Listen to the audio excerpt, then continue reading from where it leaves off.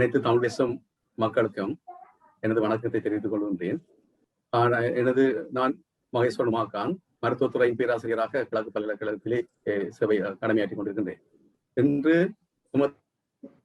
இலங்கையின் பொது வைத்திய நிபுணர்கள் சங்கம் கெட்ஸ் ஃபார்மா ஆதரவுடன் இந்த ஒரு இணையதளத்தினுடான ஒரு கருத்தரங்கை நாங்கள் தமிழ் பேசும் மொழியிலேயே தமிழ் மக்களுக்காக வழங்கிக் கொண்டிருக்கின்றோம்.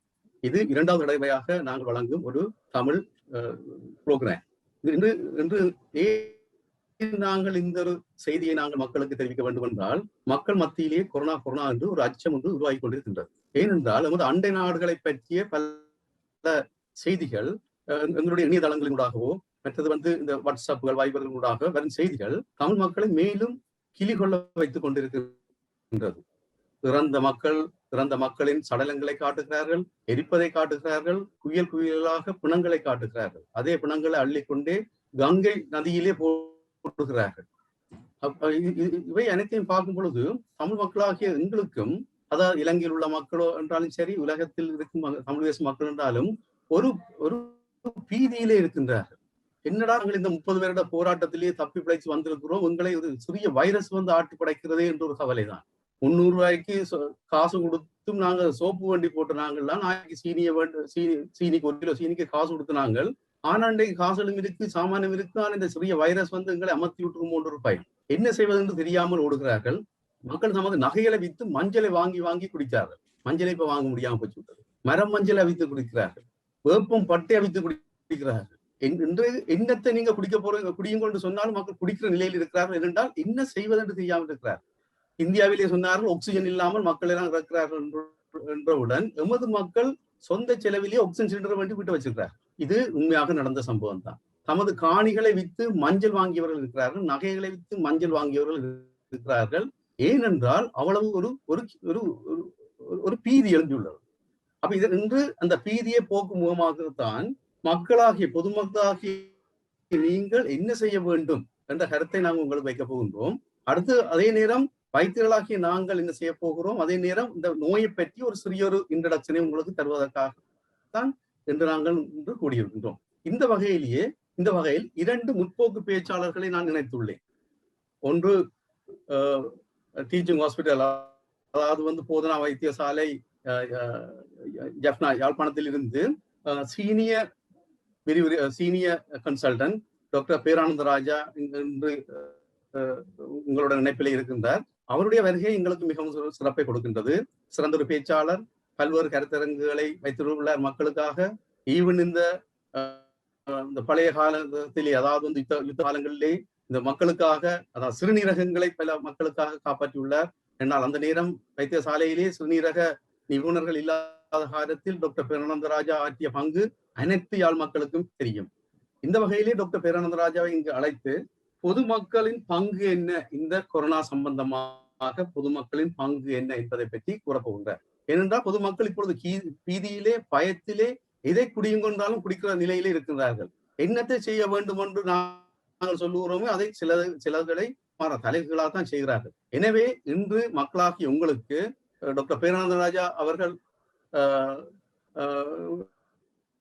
நல்ல ஒரு செய்தியை வழங்குவார். எனவே உங்களை நான் பேரானந்த ராஜா அவர்களை இணைத்துக் கொள்கின்றேன். சார், உங்களுடைய உரையை தொடங்குமாறு கேட்டுக்கொள்கின்றேன். அனைவருக்கும் மாலை வணக்கம்.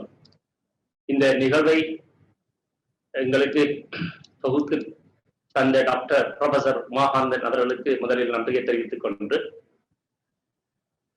இந்நிகழ்வினூடாக இந்த கொரோனா வைரஸ் அதை பற்றிய மக்களிடம் போதிய விழிப்புணர்வை ஏற்படுத்துவதற்காக Sri Lankan college of internal medicine ஆதரவுடன் கெட்ஸ் ஃபார்மா அனுசரணையுடன் இப்பொழுது நடந்து கொண்டிருக்கிறது. இதை பற்றி நாங்கள் கதைக்க முதல் doctor Uma Vaidyanathan, consultant obstetrician and gynecologist from New Delhi, அவ என்ன சொல்றான்னு பார்ப்போம். No action in the world will be able to control COVID by increasing beds, oxygen, ventilators or ICU beds.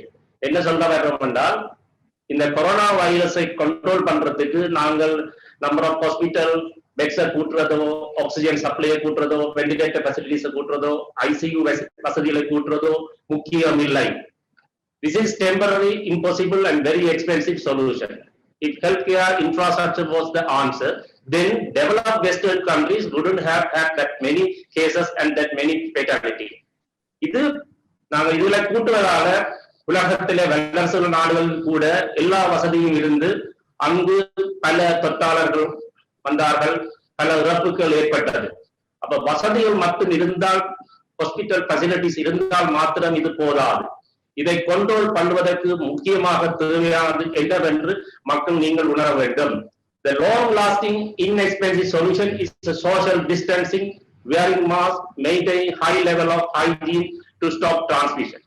ஆகவே இந்த நோயை நாங்கள் கட்டுப்பாட்டில் கொண்டு வருவதற்கு மக்களாகிய உங்களுடைய முயற்சியும் உங்களுடைய அர்ப்பணிப்பும் தான் முக்கியம்.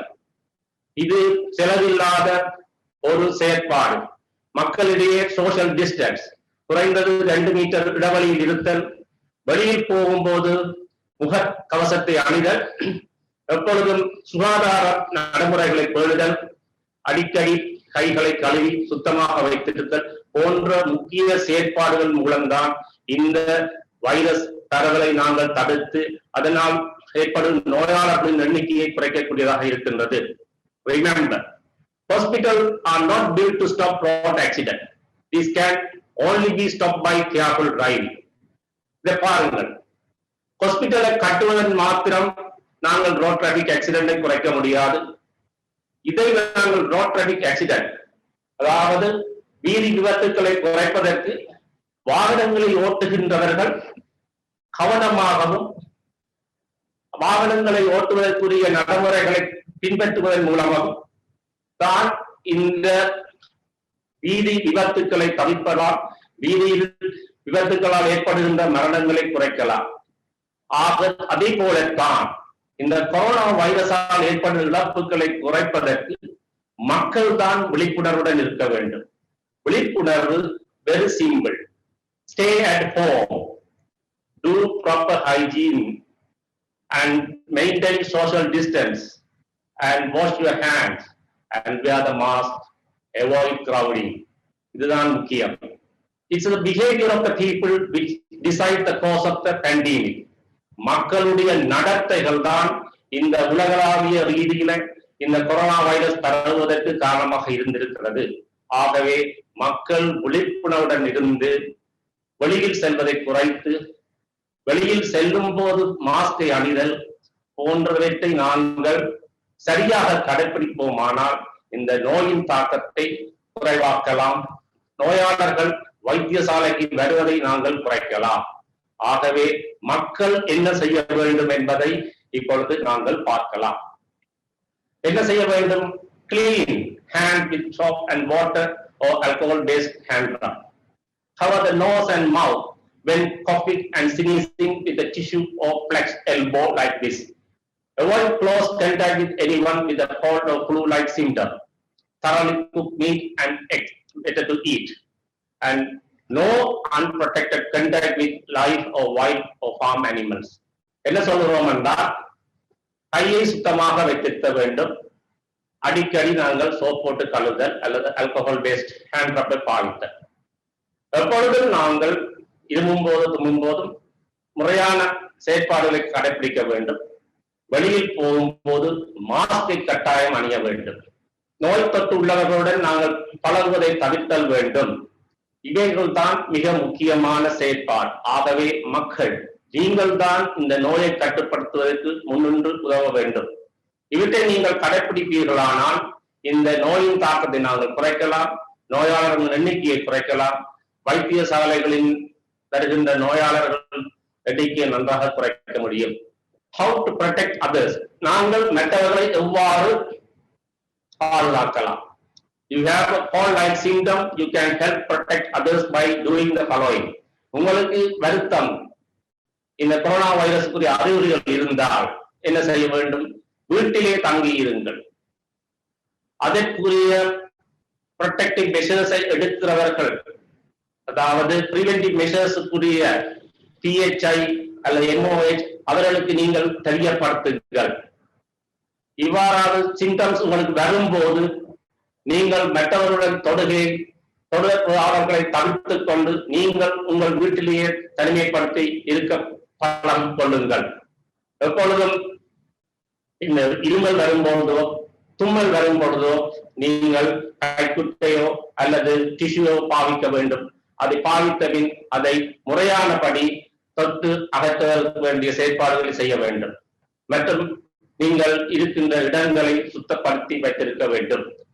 இவற்றை நீங்கள் செய்தால் உங்களிலிருந்து தொட்டு மற்றவர்களுக்கு பரவுவதை நாங்கள் தடுத்துக் கொள்ளலாம்.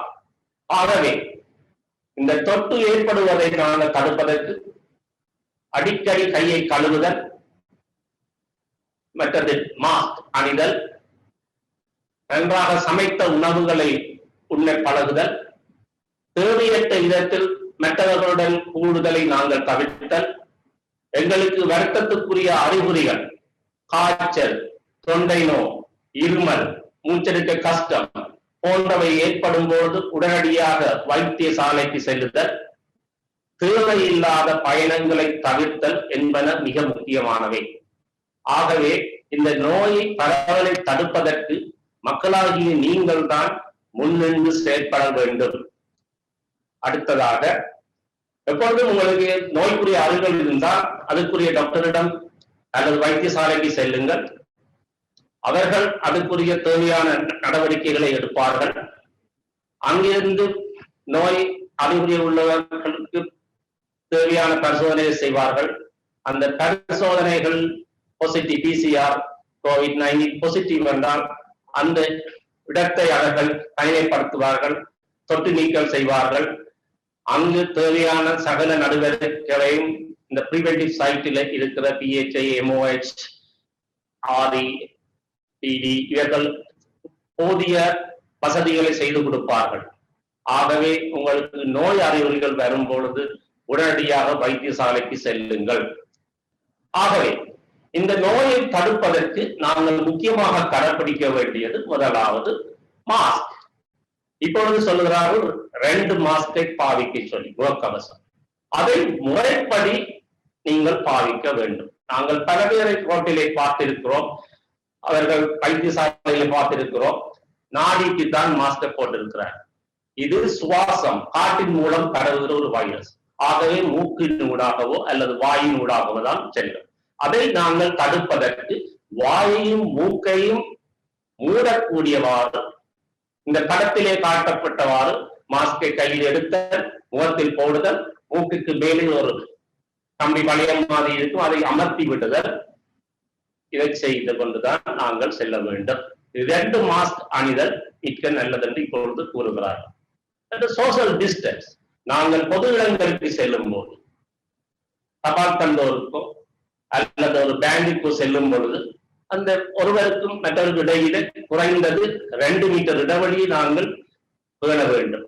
ஆகவே இந்த வைரஸ் ஒரு ஆள் தொட்டு உள்ளவர் அந்த நிலையத்துக்கு வந்திருந்தால் மற்றவர்களுக்கு பரவுகிற சந்தர்ப்பம் குறைவாக இருக்கும். அந்த சோசியல் டிஸ்டன்ஸ் நாங்கள் எப்பொழுதும் மெயின்டைன் பண்ண வேண்டும். எங்கள் எப்போதும் வெளியிலே போய் வந்தா, வேற யாரோட இடத்துக்கோ போய் வந்தா கை கழுவுகிற பழக்கம், அது முறைப்படி குறைந்தது ஒரு 30 நிமிஷம் வரை கையை சோப் போட்டு வடிவாக கழுவ வேண்டும்.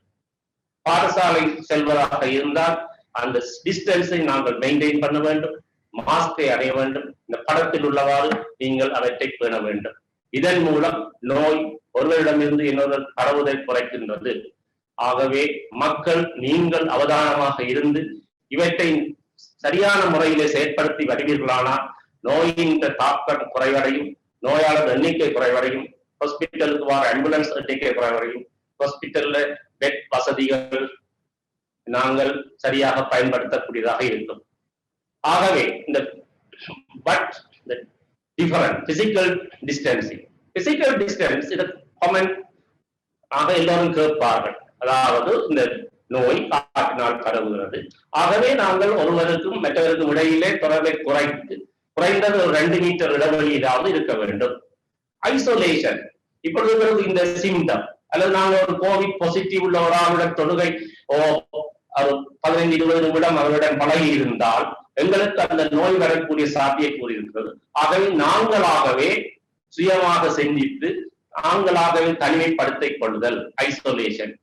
அதற்கு பிறகு அதற்கு பொறுப்பான அதிகாரிகள் PHI அவர்களுக்கு நாங்கள் இன்ஃபார்ம் பண்ணி நாங்கள் இப்படி தொடுகைப்பட்டிருக்கிறோம், நாங்கள் இப்பொழுது சுய தனிமையிலே இருக்கிறோம், நீங்கள் வேண்டிய மேலதிக செயற்பாடுகள் செய்யுங்கள் என்று அறிவித்தல். குவாரண்டைன் அண்ட் ஐசோலேஷன் கிட்டத்தட்ட ஒரே இது. குவாரண்டைன் நோயாளர்கள் பாசிட்டிவ் உள்ளவர்கள் சிம்டம் இல்லாதவர்கள் இடத்தில் வைக்கப்பட்டு ஒரு குறிப்பிட்ட காலம் 10 அல்லது 12 நாட்கள் பராமரிக்கப்படுவார்கள். இவற்றை நீங்கள் வழங்கிக் கொள்ள வேண்டும். இந்த பேர்ட்ஸ்களுக்கு நீங்கள் பயப்படக்கூடாது. பிசிக்கல் டிஸ்டன்சிங் ஒரு முக்கியமான சமூக இடைவெளி மிக மிக முக்கியம். அதை நீங்கள் தெளிவாக விளங்கிக் கொள்ள வேண்டும். What is social distance? Social distance நான் குறிப்பிட்டபடி ஒருவருக்கும் மற்ற விடப்பட்ட தூரம் குறைந்தது 2 மீட்டர் தூரத்தை நாங்கள் மெயின்டைன் பண்ண வேண்டும். இதை எவ்வாறு நாங்கள் நடைமுறைப்படுத்தலாம் என்றால், avoiding non essential trips in the community.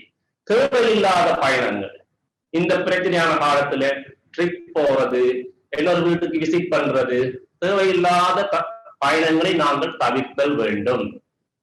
இரண்டாவது முக்கியமான விஷயம் மக்கள் நீங்கள் வழங்கிக் கொள்ள வேண்டும், லிமிட்டிங் ஓ போஸ்ட்போனிங் ஓ கேன்சலிங் கேதரிங். பொதுவாக எமது சமுதாயத்தில சாமத்திய வீடு, பூப்புனித நீராட்டு விழா, திருமண விழாக்கள், அந்திரட்டி, துவசம், இப்படியான பல மக்களை ஒன்று கூடுற நிகழ்வுகள் நடக்கின்றன. இதனால் மக்கள் ஒன்று கூடும் பொழுது அவர்கள் தேவையான பிரிவென்டிவ் தடுப்பு முறைகளை பேணாவிட்டால் யாராவது ஒரு ஆளுக்கு நோய் தொற்று இருந்தால் மற்றவர்களுக்கு பரவக்கூடிய இருக்கும். குறிப்பாக கிட்டடியில கையீட்டியில ஒரு விவாக திருமண நிகழ்வில் 20 பேருக்கு பாசிட்டிவ். ஆக இவ்வாறான நிகழ்வுகளை மக்கள் தேவையில்லாமல் ஒன்று கூடுவதை தவிர்த்தல் வேண்டும். அல்லது இது முக்கியம் என்றால் ஒரு குறைந்த நம்பர் வீட்டுக்காரர்களுடன் அந்த நிகழ்வுகளை முடிக்கக்கூடியதாக நாங்கள் செயற்பட வேண்டும். மற்றது, ஒரு இடத்தில் பல பேர் வேலை செய்வதனால் இந்த தொற்று மற்றவர்களுக்கு ஒரு ஆளில் தொற்று இருந்தால் மற்றது பரவக்கூடும். ஆகவே அரசாங்கத்தின் அறிவுறுத்தலின்படி working from home wherever possible, வீட்டில் இருந்து வேலை செய்தல். மற்றது, இப்படியான மீட்டிங், இப்பொழுது நாங்கள் மீட்டிங் பெற்றுக் கொண்டிருக்கிறோம், பல மக்களுடன் கலந்து ஆலோசித்துக் கொண்டிருக்கிறோம். வேர்ச்சுவல், அதாவது இப்பொழுது உள்ள வசதிகளை பயன்படுத்தி வேர்ச்சுவலாக நாங்கள் தொடர்பாளர்களை செய்யலாம். இது ஒரு சிறந்த முறை. மற்றும்படி முக்கியமாக சிறுவர்களை ஒன்று கூடி விளையாடுவதை போன்றவற்றை நாங்கள் தவிர்த்தல். Keeping kids away from group setting. Avoiding visit to long-term care homes and other care setting. அதாவது கனகாலமாக வைத்து பராமரிக்கும் இடங்கள், முதியோர் இல்லம் மற்றும் வைத்தியசாலைகளுக்கு தேவையில்லாமல் மக்கள் பயணம் செய்தல், அங்கு போய் பார்ப்பதை தவிர்த்தல், இவைகளை நாங்கள் செய்வது. ஆனால் இந்த நோய் பரவலை நாங்கள் நன்றாக குறைக்கலாம்.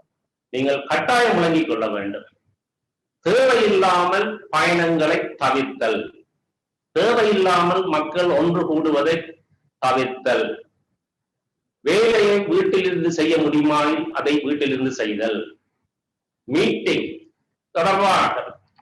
தொடர்பாளர்களை நாங்கள் வெர்ச்சுவல் முறைப்படி நடத்துதல், பிள்ளைகளை ஒன்று சேர்ந்து விளையாடுதல் குறிப்பிட்ட காலத்துக்காவது நாங்கள் தவிர்த்தல், மற்றும் வைத்தியசாலைகள் நோயாளர்கள் வைத்து பராமரித்த இடங்களுக்கு தேவையற்ற விதமாக போய் பார்ப்பதை தவிர்த்தல் போன்றவைதான் இந்த சோசியல் டிஸ்டன்ஸ்ல முக்கியமானவை.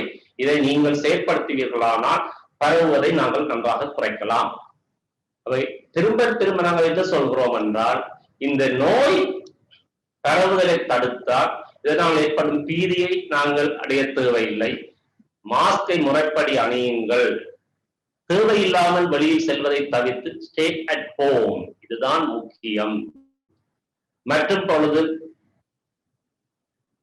கிரௌடட் மக்கள் கூட்டமான இடங்களுக்கு போவதை தவிர்த்தல், சோசியல் டிஸ்டன்ஸை நாங்கள் மெயின்டைன் பண்ணுதல், மற்றும்படி கை கழுவுதல் போன்ற சுகாதார முறைகளை நாங்கள் தொடர்ந்து கடைபிடிப்போமானால் இந்த நோயில் இருந்து பரவுவதை, மற்றவர்கள் பாதிப்பை ஏற்படுத்துவதை நாங்கள் குறைத்துக் கொள்ளலாம். ஆகவே உங்களுக்கு நோயுடைய அறிகுறிகள் இருந்தால் வீட்டிலேயே இருங்கள். அதற்கு பொறுப்பானவர்களுக்கு அறிவியுங்கள். அவர்கள் தேவையானவற்றை செய்வார்கள். பயப்பட தேவையில்லை. உங்களுக்கு நோய் பாசிட்டிவ் உள்ள உறவுடன் தொடர்பு ஏற்பட்டால் செல்ஃப் ஐசோலேஷனில் இருங்கள். பொறுப்பானவர்களுக்கு அறிவியுங்கள். அவர்கள் தேவையானவற்றை செய்வார்கள். இதை பற்றி நீங்கள் பயப்பட தேவையில்லை. இதைவிட இப்பொழுது இதற்குரிய தடுப்பு ஊசிகள் கிடைக்க பெற்றுக் கொண்டிருக்கின்றன. ஆகவே இதை பற்றி நீங்கள் நன்றாக அறிந்திருக்க வேண்டும். தடுப்பூசியை பெறுவதற்காக நீங்கள் ரெஜிஸ்டர் பண்ண வேண்டும். இதனால பக்க விளைவுகள் வாரது வேலு குறைவு. இந்த தடுப்பூசி போடுவதை பற்றி நீங்கள் பயம் கொள்ள தேவையில்லை. கவர்மெண்ட் ஸ்ரீலங்கன் கவர்மெண்ட் ஆலோசனைப்படி குறிப்பிட்ட வயதுக்கு மேற்பட்டவர்கள் எல்லோரும் தடுப்பூசியை போடுவதற்கு பின்னடிக்காமல் நீங்கள் முன் நின்று அதை பெற்றுக் கொள்ள வேண்டும். இதனால் நாங்கள் நோய் பரவுதலை நன்றாக குறைக்க முடியும். நீங்களே இப்பொழுது பார்த்திருப்பீர்கள், வெளிநாடுகளில் லண்டன், அமெரிக்கா, கனடா போன்றவர், ஆஸ்திரேலியா வேக்சின் போடப்பட்டதால் அங்கு நோயாளர் எண்ணிக்கை குறைவடைகிறது, மரணம் அடையும் மக்களின் எண்ணிக்கை குறைவடைகிறது. ஆகவே வேக்சின் போடுவது மிக முக்கியமானது.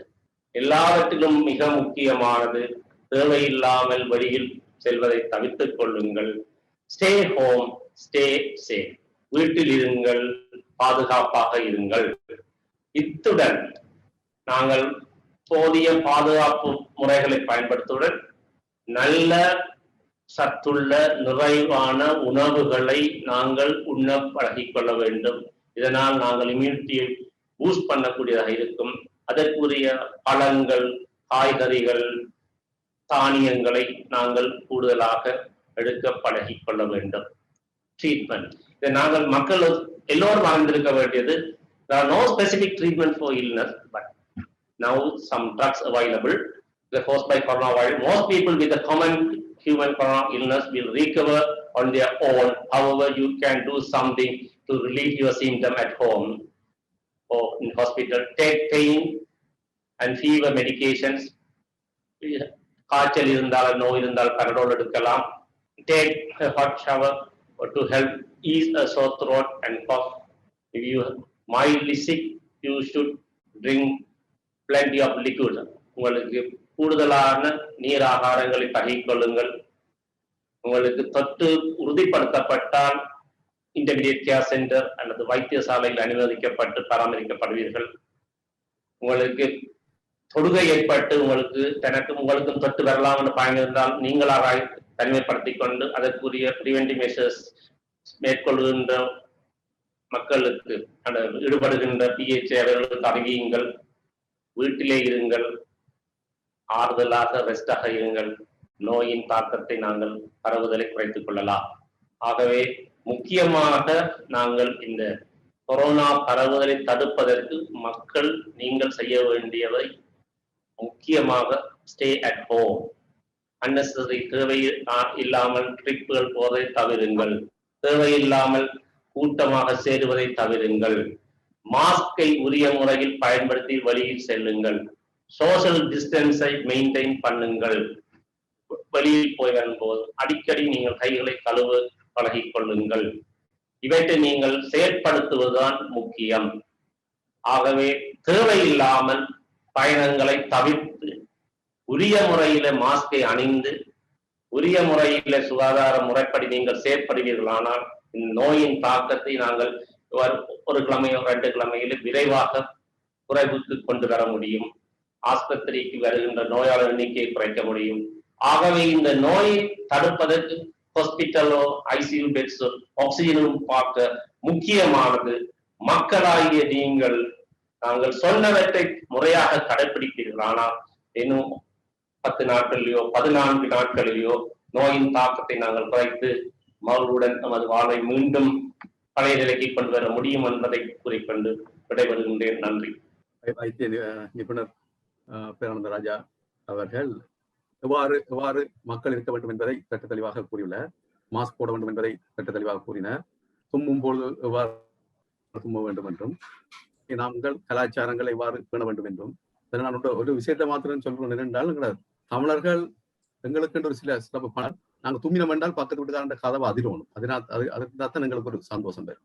எல்லாத்துக்கும் ஒரு சாமந்தியோட கல்யாணோட வைக்கிறோம் என்றால் 500 பேரை கூப்பிட்டு இழுத்து வச்சு சாப்பாடு கொடுத்தோம்னா எங்களுக்கு ஒரு சந்தோஷம். ஏன்னா அப்படி நாங்கள் அந்த அரவணைக்கு பழகிட்டோம். ஆனால் இதுகள் எல்லாம் கூடாது என்பதை எடுத்து கூறியிருக்கிறார். ஏனென்றால் இதுகளெல்லாம் ஒரு வருடமோ 2 வருடம் மாத்திரம்தான் நாங்கள் ஒரு எமது கலாச்சாரமோ எமது பாரம்பரியங்களை சிலதை கொஞ்சம் தள்ளி வச்சு அழகாக கூறியிருந்தார். ஸ்டே ஹோம், வீட்டிலே இருங்க, பாதுகாப்பா இருங்க என்று கூறியிருந்தார். மக்களாகிய நீங்கள் இந்த மாஸ்கை போடுங்கோ, கையை கழுவுங்கோ, வீட்டிலே இருங்கோ, இதுதான் மக்களாகிய நீங்கள் செய்ய வேண்டும். இதை ஏற்கனவே அழகா கூறியிருந்தார். இத்தனைதான் ஹாஸ்பிட்டல்ல கட்டி இத்தனைதான் பெட்டுகளை போட்டிருந்தா கூட நாங்கள் அந்த ரோட் டிராபிக் ஆக்சிடென்ட், அதாவது வீதி போக்குவரத்து தடையை நாங்கள் எடுத்தோம். என்னதான் ஹெல்மெட்டை போடுங்கொண்டாலும் உங்க மக்கள் இந்த ஹெல்மெட்டை கட்டி கையிலே வச்சுக்கொண்டு தான் மோட்டர் சைக்கிள் ஓடுறது. அதே மாதிரி தான் மாஸ்கை போடுங்கொண்டா இப்ப தாடிக்கு மாஸ்க் போடுறது, வாய்ந்த விழி மாஸ்கை போடுறது, மூக்குகளை போடுறது. அதிலே மேலால என்னோட பார்த்தினால் அந்த மாஸ்கை தூக்கி அப்படி இந்த எம்ஜிஆர் படங்கள்ல கண்ணாடிய நெத்தியில போட்டு கொண்டு வர மாஸ்க் ஆக்கணும் அப்படி. ஏன்னா அந்த மாஸ்க் ஸ்டைல்கள் அப்படி மாறிக்கொண்டு போகுது. என்ன வேணுமென்று தான் செய்கிறார்களா, இல்லாட்டி நாங்கள் செய்யக்கூடாது, இந்த மோட்டர் சைக்கிளுக்கு ஹெல்மெட் போடாதவங்களுக்கு இந்த மந்த செய்ய யோசிக்கிறார்களா தெரியல தமிழ் மக்கள். எனவே நீங்கள் சற்று சிந்திக்க வேண்டும். இது ஒரு கொள்ள நோய் மாதிரி தான். இதுல இருந்து பாதுகாக்கணும் என்றால் நாங்கள் இருந்தோமோ அதே மாதிரி இதுகளை போட்டு பாதுகாப்பா இருக்கத்தான் வேணும். அவர் மிக அழகாக கூறினார். நன்றி. விரிவுரையா வைத்திய நிபுண சிரேஷ்ட வைத்திய நிபுணர் பிறந்தராஜா அவர்களுக்கு கூறிக்கொண்டு இத்தனை நிகழ்வுகளை பார்த்துக் கொண்டிருக்கும் அனைத்து வியூவர்ஸுக்கும் உங்களுக்கு கேள்விகள் எல்லாம் வந்து இருக்கும். உங்களுடைய கேள்விகளை இந்த பகுதியில் சாட் பாக்ஸ் நீங்க போட்டீங்க என்றால் நாங்கள் அந்த கேள்விகளுக்கு நேரத்தில் அனைத்து கேள்விகளை வந்து நாங்கள் கேட்கக்கூடிய மாதிரி இருக்கும். அடுத்த பேச்சாளர் இவர் எனது சக டாக்டர் கேடி சுந்தரேசன், சிரேஷ்ட விரிவுரையாளர். இப்பொழுது வந்து மருத்துவ பீடம் கிழக்கு பல்கலைக்கழகத்திலே கடமையாற்றிக் கொண்டிருக்கின்றார். முற்போக்கு பேச்சாளர். நான் அவரோட கதைக்கிறது கொஞ்சம் யோசிச்சு தான் கதைக்கிறேன். நான் அவரோட ஏதாவது அட்வைஸ் கேட்டுட்டா, சாப்பாடு சம்பந்தமான அட்வைஸ் கேட்டுனா அது சாப்பிடவே நான் போயிடும். அப்படி சாப்பாடுகள் சம்பந்தமாக, உணவு சம்பந்தமான பழக்கமாக பல்வேறு கருத்துக்களை முன்வைத்தவர். அதாவது நீங்க பார்த்திருப்பீங்க இணையதளங்களிலே பேஸ்புக் மூலம் என்றாலும் சரி, ரேடியோ மூலம் என்றாலும் சரி, மக்களுக்கு உணவுகள் சம்பந்தமான பல்வேறு அரங்குகளை வைத்துக் கொண்டே இருக்கின்றார். கொரோனா சம்பந்தமான பல்வேறு கருத்தரங்குகளை அவர் நான் செய்திருக்கின்றோம் என்று அவரிடம் கேட்டோம். அவருக்கு கொடுக்கப்பட்டது வைத்தியர்களின் பங்கு என்ன என்று. ஆனால் மக்களுக்கு இந்த கொரோனா நோய் இந்த ஒரு தன்மை என்ன செய்து உடம்பு கண்டது ஒரு சிறிய ஒரு அறிவூட்டலையும் செய்யுமாறு அவரை கேட்டுக்கொண்டிருக்கிறாங்க. அவர் கொரோனா சம்பந்தமான உடம்பில் என்ன செய்கிறது என்று கூறிக்கொண்டு ஒரு வைத்தியர்களாகிய நாங்கள் என்ன செய்ய போறோம் என்பதை தர இருக்கின்றார். எனவே விரிவுரையாளர், சிரேஷ்ட விரிவுரையாளர் டாக்டர் சுந்தரேசன் நன்றி வருமாறு கேட்டுக்கொள்கின்றேன். நன்றி நண்பர் பேராசிரியர் உமாகாந்த் அவர்களே. எனக்கு ஒரு ஷேர் பண்ணப்படணுமே. Host, can you just let me share my slide? நன்றி எனது நண்பர் பேராசிரியர் உமாகாந்த் அவர்களே. ஸோ என்னுடைய தலையங்கம் வந்து, அதாவது நான் என்ன சொல்ல போறேன்னா, முதலாவது இந்த இப்போ தற்போதைய அனைவருக்கும் கேட்க நினைக்கிறேன். தற்போதைய இப்போ உலகளாவிய ரீதியில மற்ற இலங்கையில என்ன மாதிரி கொரோனா இருக்கின்றது மிகவும் ஒரு ஸ்லைட்ஸ்ல சொல்லிக்கொண்டு, அதுக்கு பிறகு இந்த வைரஸ் வந்து நமது உடம்புல என்ன மாதிரியான பாதிப்புகளை உண்டாக்குன்றது ஏனென்று இது நம்ம அறிஞ்சிருக்கணும் அதை சொல்லிக்கொண்டு, அதுக்கு பிறகு இந்த கடைசியா டாக்டர் பேராந்தராஜ சொன்னது போல நம்மளோட இம்யூனிட்டியை, நம்மள கையில இருக்க இன்னொரு வெப்பன் வந்து நம்மளோட உடம்பு எதிர்ப்பு சக்தியை கூட்டுறது. அதை எப்படி எல்லாம் செய்யலாம் என்று இலகுவான சில வழிகளை நான் கூற போகின்றேன். ஸோ முதலாவது நாலேஜ் இஸ் பவர் என்று சொல்லுவாங்க. அதாவது நமக்கு இதை பற்றி தெளிவான அறிவு இருக்கிறதால வந்து நம்ம பல மரணங்களை தடுக்கலாம். பொதுமக்களுக்கும் அதே போல வைத்தியர்களுக்கும் சரியான அறிவூட்டல் இருக்கும் பொழுது பல நோய்களை தவிர்க்கலாம். அதுதான் நாங்கள் இப்பொழுது செய்ய போகின்றோம். இப்பொழுது பார்த்தீர்கள் என்றால் உலகளாவிய ரீதியில கிட்டத்தட்ட 169 மில்லியன் நினைத்தும் பார்த்திருக்க அளவுக்கு இந்த நோயால் பாதிக்கப்பட்டு கிட்டத்தட்ட 3 மில்லியன் உயிர்களை இழந்திருக்கின்றோம். அதே நேரத்துல இலங்கையில வந்து கிட்டத்தட்ட 2 லட்சத்தை நாம் அண்மித்துக் கொண்டிருக்கின்றோம். 1300 உயிர்களுக்கிட்ட நாம இழந்து கொண்டு இருக்கின்றோம். அமெரிக்காவை பொறுத்தவரையில அந்த வேக்சின் எடுத்ததால வந்து கிட்டத்தட்ட 50% கடைசி குறைந்தது ஒரு வேக்சினாக எடுத்திருக்கின்றார்கள். ஆதலால வந்து அங்கு வந்து இந்த கொரோனா தாக்கம் மிக விரைவாக குறைந்திருக்கின்றதை பார்க்கக்கூடியதா இருக்கின்றது. அதே நேரத்துல இதுல நீங்க பார்த்தீங்கன்னா மரண இறப்பு வீதம் இறப்பு வீதம் எவ்வளவு என்று பார்த்தோமானால் நம்முடைய இலங்கை எவ்வளவோ நல்ல நிலையில் இருக்கின்றது. பிரேசில் போன்ற நாடுகள்ல 100க்கு கிட்டத்தட்ட 3 பேர் இறந்திருக்கின்றார்கள் கொரோனா வைரஸால. உலகளாவிய ரீதியில 2 பேர், அமெரிக்காவில் பார்த்தீர்களானால் கிட்டத்தட்ட 2 வீதம் கிட்ட அண்மித்திருக்கின்றது. இந்தியாவில் 1.15, இலங்கையில கிட்டத்தட்ட 1000ல் ஒரு 8 பேர். 1000 பேர் கொரோனாவில் பாதிக்கப்படும் பொழுது 8 பேர் இறந்திருக்கின்றார்கள்.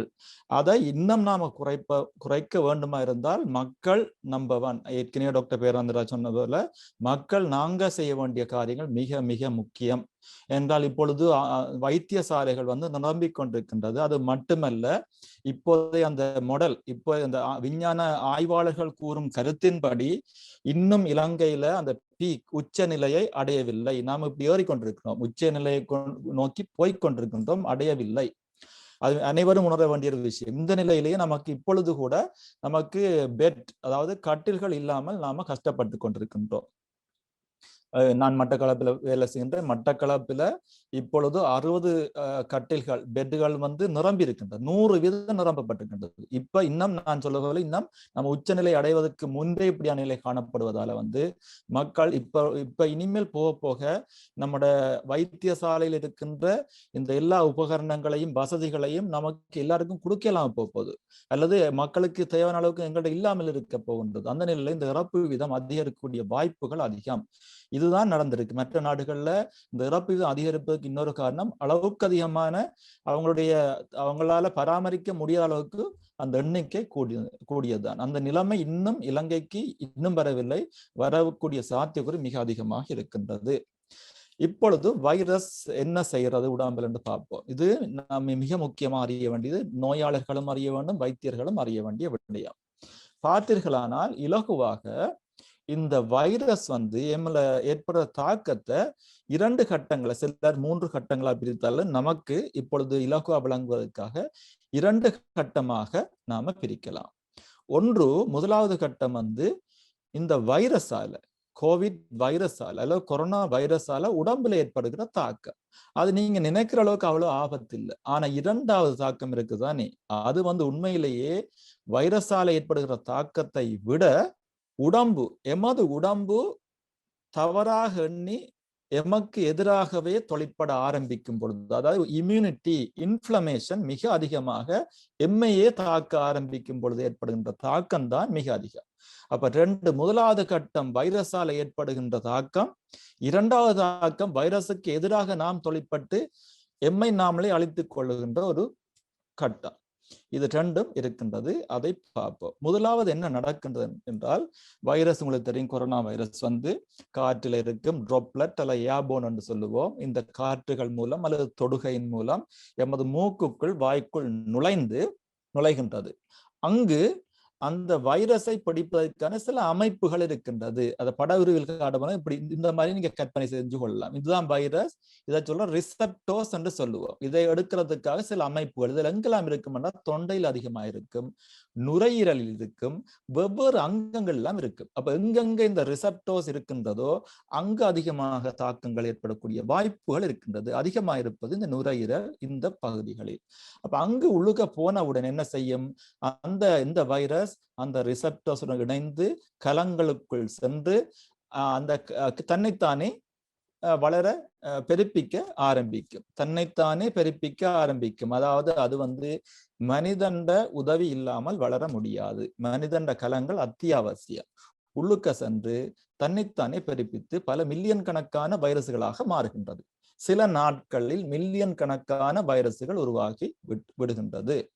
இதன் பிறகு என்ன நடக்கும் என்று கேட்டால், சரி, இப்பொழுது வைரஸ் பெருகிவிட்டது. உடம்பு என்ன செய்யும், அதற்கு எதிரான பிறப்பொருள் எதிரி, அதை ஆங்கிலத்தில் ஆன்டிபாடிஸ் என்று சொல்லுவோம். ஆன்டிபாடிஸை எமது உடல் ஆரம்பிக்கின்ற, ஆன்டிபாடிஸை உருவாக்க ஆரம்பித்து அந்த ஆன்டிபாடிஸுக்கும் வைரஸுக்கும் இடையில சண்டை ஏற்படுகின்றது, ஒரு தாக்கம். ஏன், அந்த வைரஸை அழிப்பதற்கு அநேகமான நேரங்களில் நாம் வென்று விடுகின்றோம். நல்ல ஆரோக்கியமாக இருக்கும் பொழுது, நல்ல உடல் ஆரோக்கியம், எதிர்ப்பு சக்தி இருக்கும் பொழுது 80 இல்லை 95% நேரங்களில் நாம வெற்றி அடைகின்றோம். இலகுவாக 80% நேரங்களில் இலகுவாக அந்த வெற்றியை நாம் காணுகின்றோம். இந்த ஆன்டிபாடியும் வைரஸும் இணையும் பொழுது உடம்புல இன்னொரு விதமான தாக்கம் ஏற்படும், இன்னொரு விதமான ரசாயன பதார்த்தங்கள் உருவாகும். இதை முக்கியமா நீங்க அறிந்திருக்க வேண்டும். ஏனென்று கேட்டால் இதற்கு பேர் சைட்டோகைன்ஸ் என்று சொல்லுவோம். சைட்டோகைன்ஸ். இந்த சைட்டோகைன்ஸ் என்ன செய்யும் என்று கேட்டா, இந்த வைரஸுக்கு எதிராக தொழிற்படுற நேரத்துல தான் உங்களுக்கு காய்ச்சல், உடம்பு நோ, தொண்டை நோ, தொண்டை அரிப்பு போன்ற அறிகுறிகள் வருவது இந்த சைட்டோகைன்ஸ் ஆல.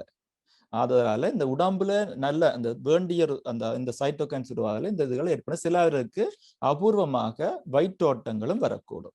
இதுதான் இந்த அறிகுறிகளுக்கு இதப்ப ஆரம்பிக்கின்றது. ஒரு வைரஸ் உடம்புல வந்து ஒரு 5 நாட்களுக்கு பிறகு அதான் அறிகுறி ஆரம்பிக்கிறது. சொல்ற இன்குபேஷன் பீரியட் அல்லது நோய் அரும்பு காலம் நினைக்கிறது தமிழ்ல சொல்றது. 5 நாளில் ஆரம்பிக்கும். இந்த அறிகுறிகள் ஆரம்பித்து இன்னொரு 5 அறிகுறிகள் ஆரம்பித்து 4-5 நாட்கள்ல வந்து நடக்குது, நாம் வென்று விடுகின்றோம். நம்முடைய உடம்புல எதிர்ப்பு சக்தி வென்று விடுகின்றது. முற்று முழுதாக நாம நோயிலிருந்து விடுபடுகின்றோம். இது வந்து கிட்டத்தட்ட 80% ஆட்களுக்கு நடக்கின்றது. இருந்தாலும் இன்னொரு 20% அல்லது 15-20% ஆட்களுக்கு இப்படி நடப்பதில்லை. அடுத்த கட்டத்துக்கு நாம் போகின்றோம். அதன் அடுத்த கட்டம் சில ஆட்கள் அப்படி இன்னொரு கட்டத்தில், அதாவது இப்ப அடுத்த கட்டம் வந்து வைரஸ் இல்லை, நாம் இந்த சைட்டோகைன்ஸ் இந்த ஆன்டிபாடி என்ன செய்யும் என்று கேட்டால் எமக்கு எதிராகவே தொழிற்பட ஆரம்பிக்கின்றது. ஏன் ஆரம்பிக்கின்றது? நீங்க அந்த வைரஸின் உட்கட்டமைப்பை பார்த்தீர்கள் என்றால் இந்த சுற்றல ஒரு இதை சொல்ல ஸ்பைக், ஒரு வகையான புரோட்டீன், ஒரு வகையான புரதம் இருக்கின்றது. இதுதான் ரிசெப்டர்ஸ். அப்ப இந்த புரதத்துக்கு எதிராகத்தான் இந்த ஆன்டிபாடி உடம்புல உருவாகின்றது. ஆனால் இந்த புரதத்துக்கு சமனான சில புரதங்கள் எமது உடம்பிலே இருக்கின்றது. நுரையீரல் இருக்கின்றது, சிறுகுடல்கள் இருக்கின்றது, ஈரல் இருக்கின்றது, கிட்னில இருக்கின்றது. அதெல்லாம் நாம் இப்போதைக்கு விட்டு விடுவோம். நினைத்துக் கொள்ளுங்கள், நுரையீரல்ல இப்படியான எமது உடம்பிலேயே வைரஸுக்கு சமனான, வைரஸை சுற்றி இருக்கும் புரதத்துக்கு சமனான சில புரதங்கள் எமது உடம்பிலே இருக்கின்றது. அப்ப என்ன செய்யும் இந்த ஆன்டிபாடி? என்ன செய்யும்டா அந்த புரதங்களுக்கு எதிராக, அதாவது வைரஸ் போல இருக்கின்ற அந்த புரதங்களுக்கு எதிராக தாக்க தொடங்குகின்றது. இதுதான் நீண்டு அப்படியே போய் மரணத்தில் விடுகின்றது.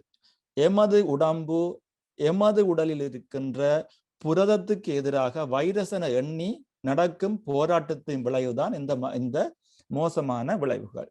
அந்த நேரத்துல 2-3 விடயம் நடக்குது. 2 விடயத்தை நான் சொல்லுவேன். ஒன்று, இந்த தாக்கத்துல வந்து எல்லா உடம்புல இருக்க அனைத்து குருதி குழாய்கள் பிளட் வெசல்ல குருதி குழாய் உள்ளுக்கு அழகாக நல்ல ஸ்மூத்தா இருக்கு. இந்த தாக்கத்தால வந்து அது டேமேஜ் பண்ணப்படுது, அது தாக்கப்படுகின்றது. அந்த தாக்கத்தால உடனே குருதி குழாய் தாக்கம் வந்த உடனே உள்ளுக்க உறைய ஆரம்பிக்கும், ரத்தங்கள் உறைய ஆரம்பிக்கிறது. இது ஒரு முக்கியமான பாயிண்ட். கிளாட்ஸ், பிளட் கிளாட்ஸ், ரத்தங்கள் உறைய ஆரம்பிக்கின்றது. இந்த இரத்த உறைவு போய் இந்த இரத்த குழாய்களை அடைத்து விடுகின்றது. இது நுரையில நடக்கும் பொழுது மூச்சு விட கஷ்டப்படுகின்றோம், ஆக்சிஜன் நமக்கு உள்ளுக்க வாங்க முடியாமல் இருக்கின்றது. இதய அடைப்பு இதயத்தில் ஏற்படும் போது மாரடைப்பு ஏற்படுகின்றது.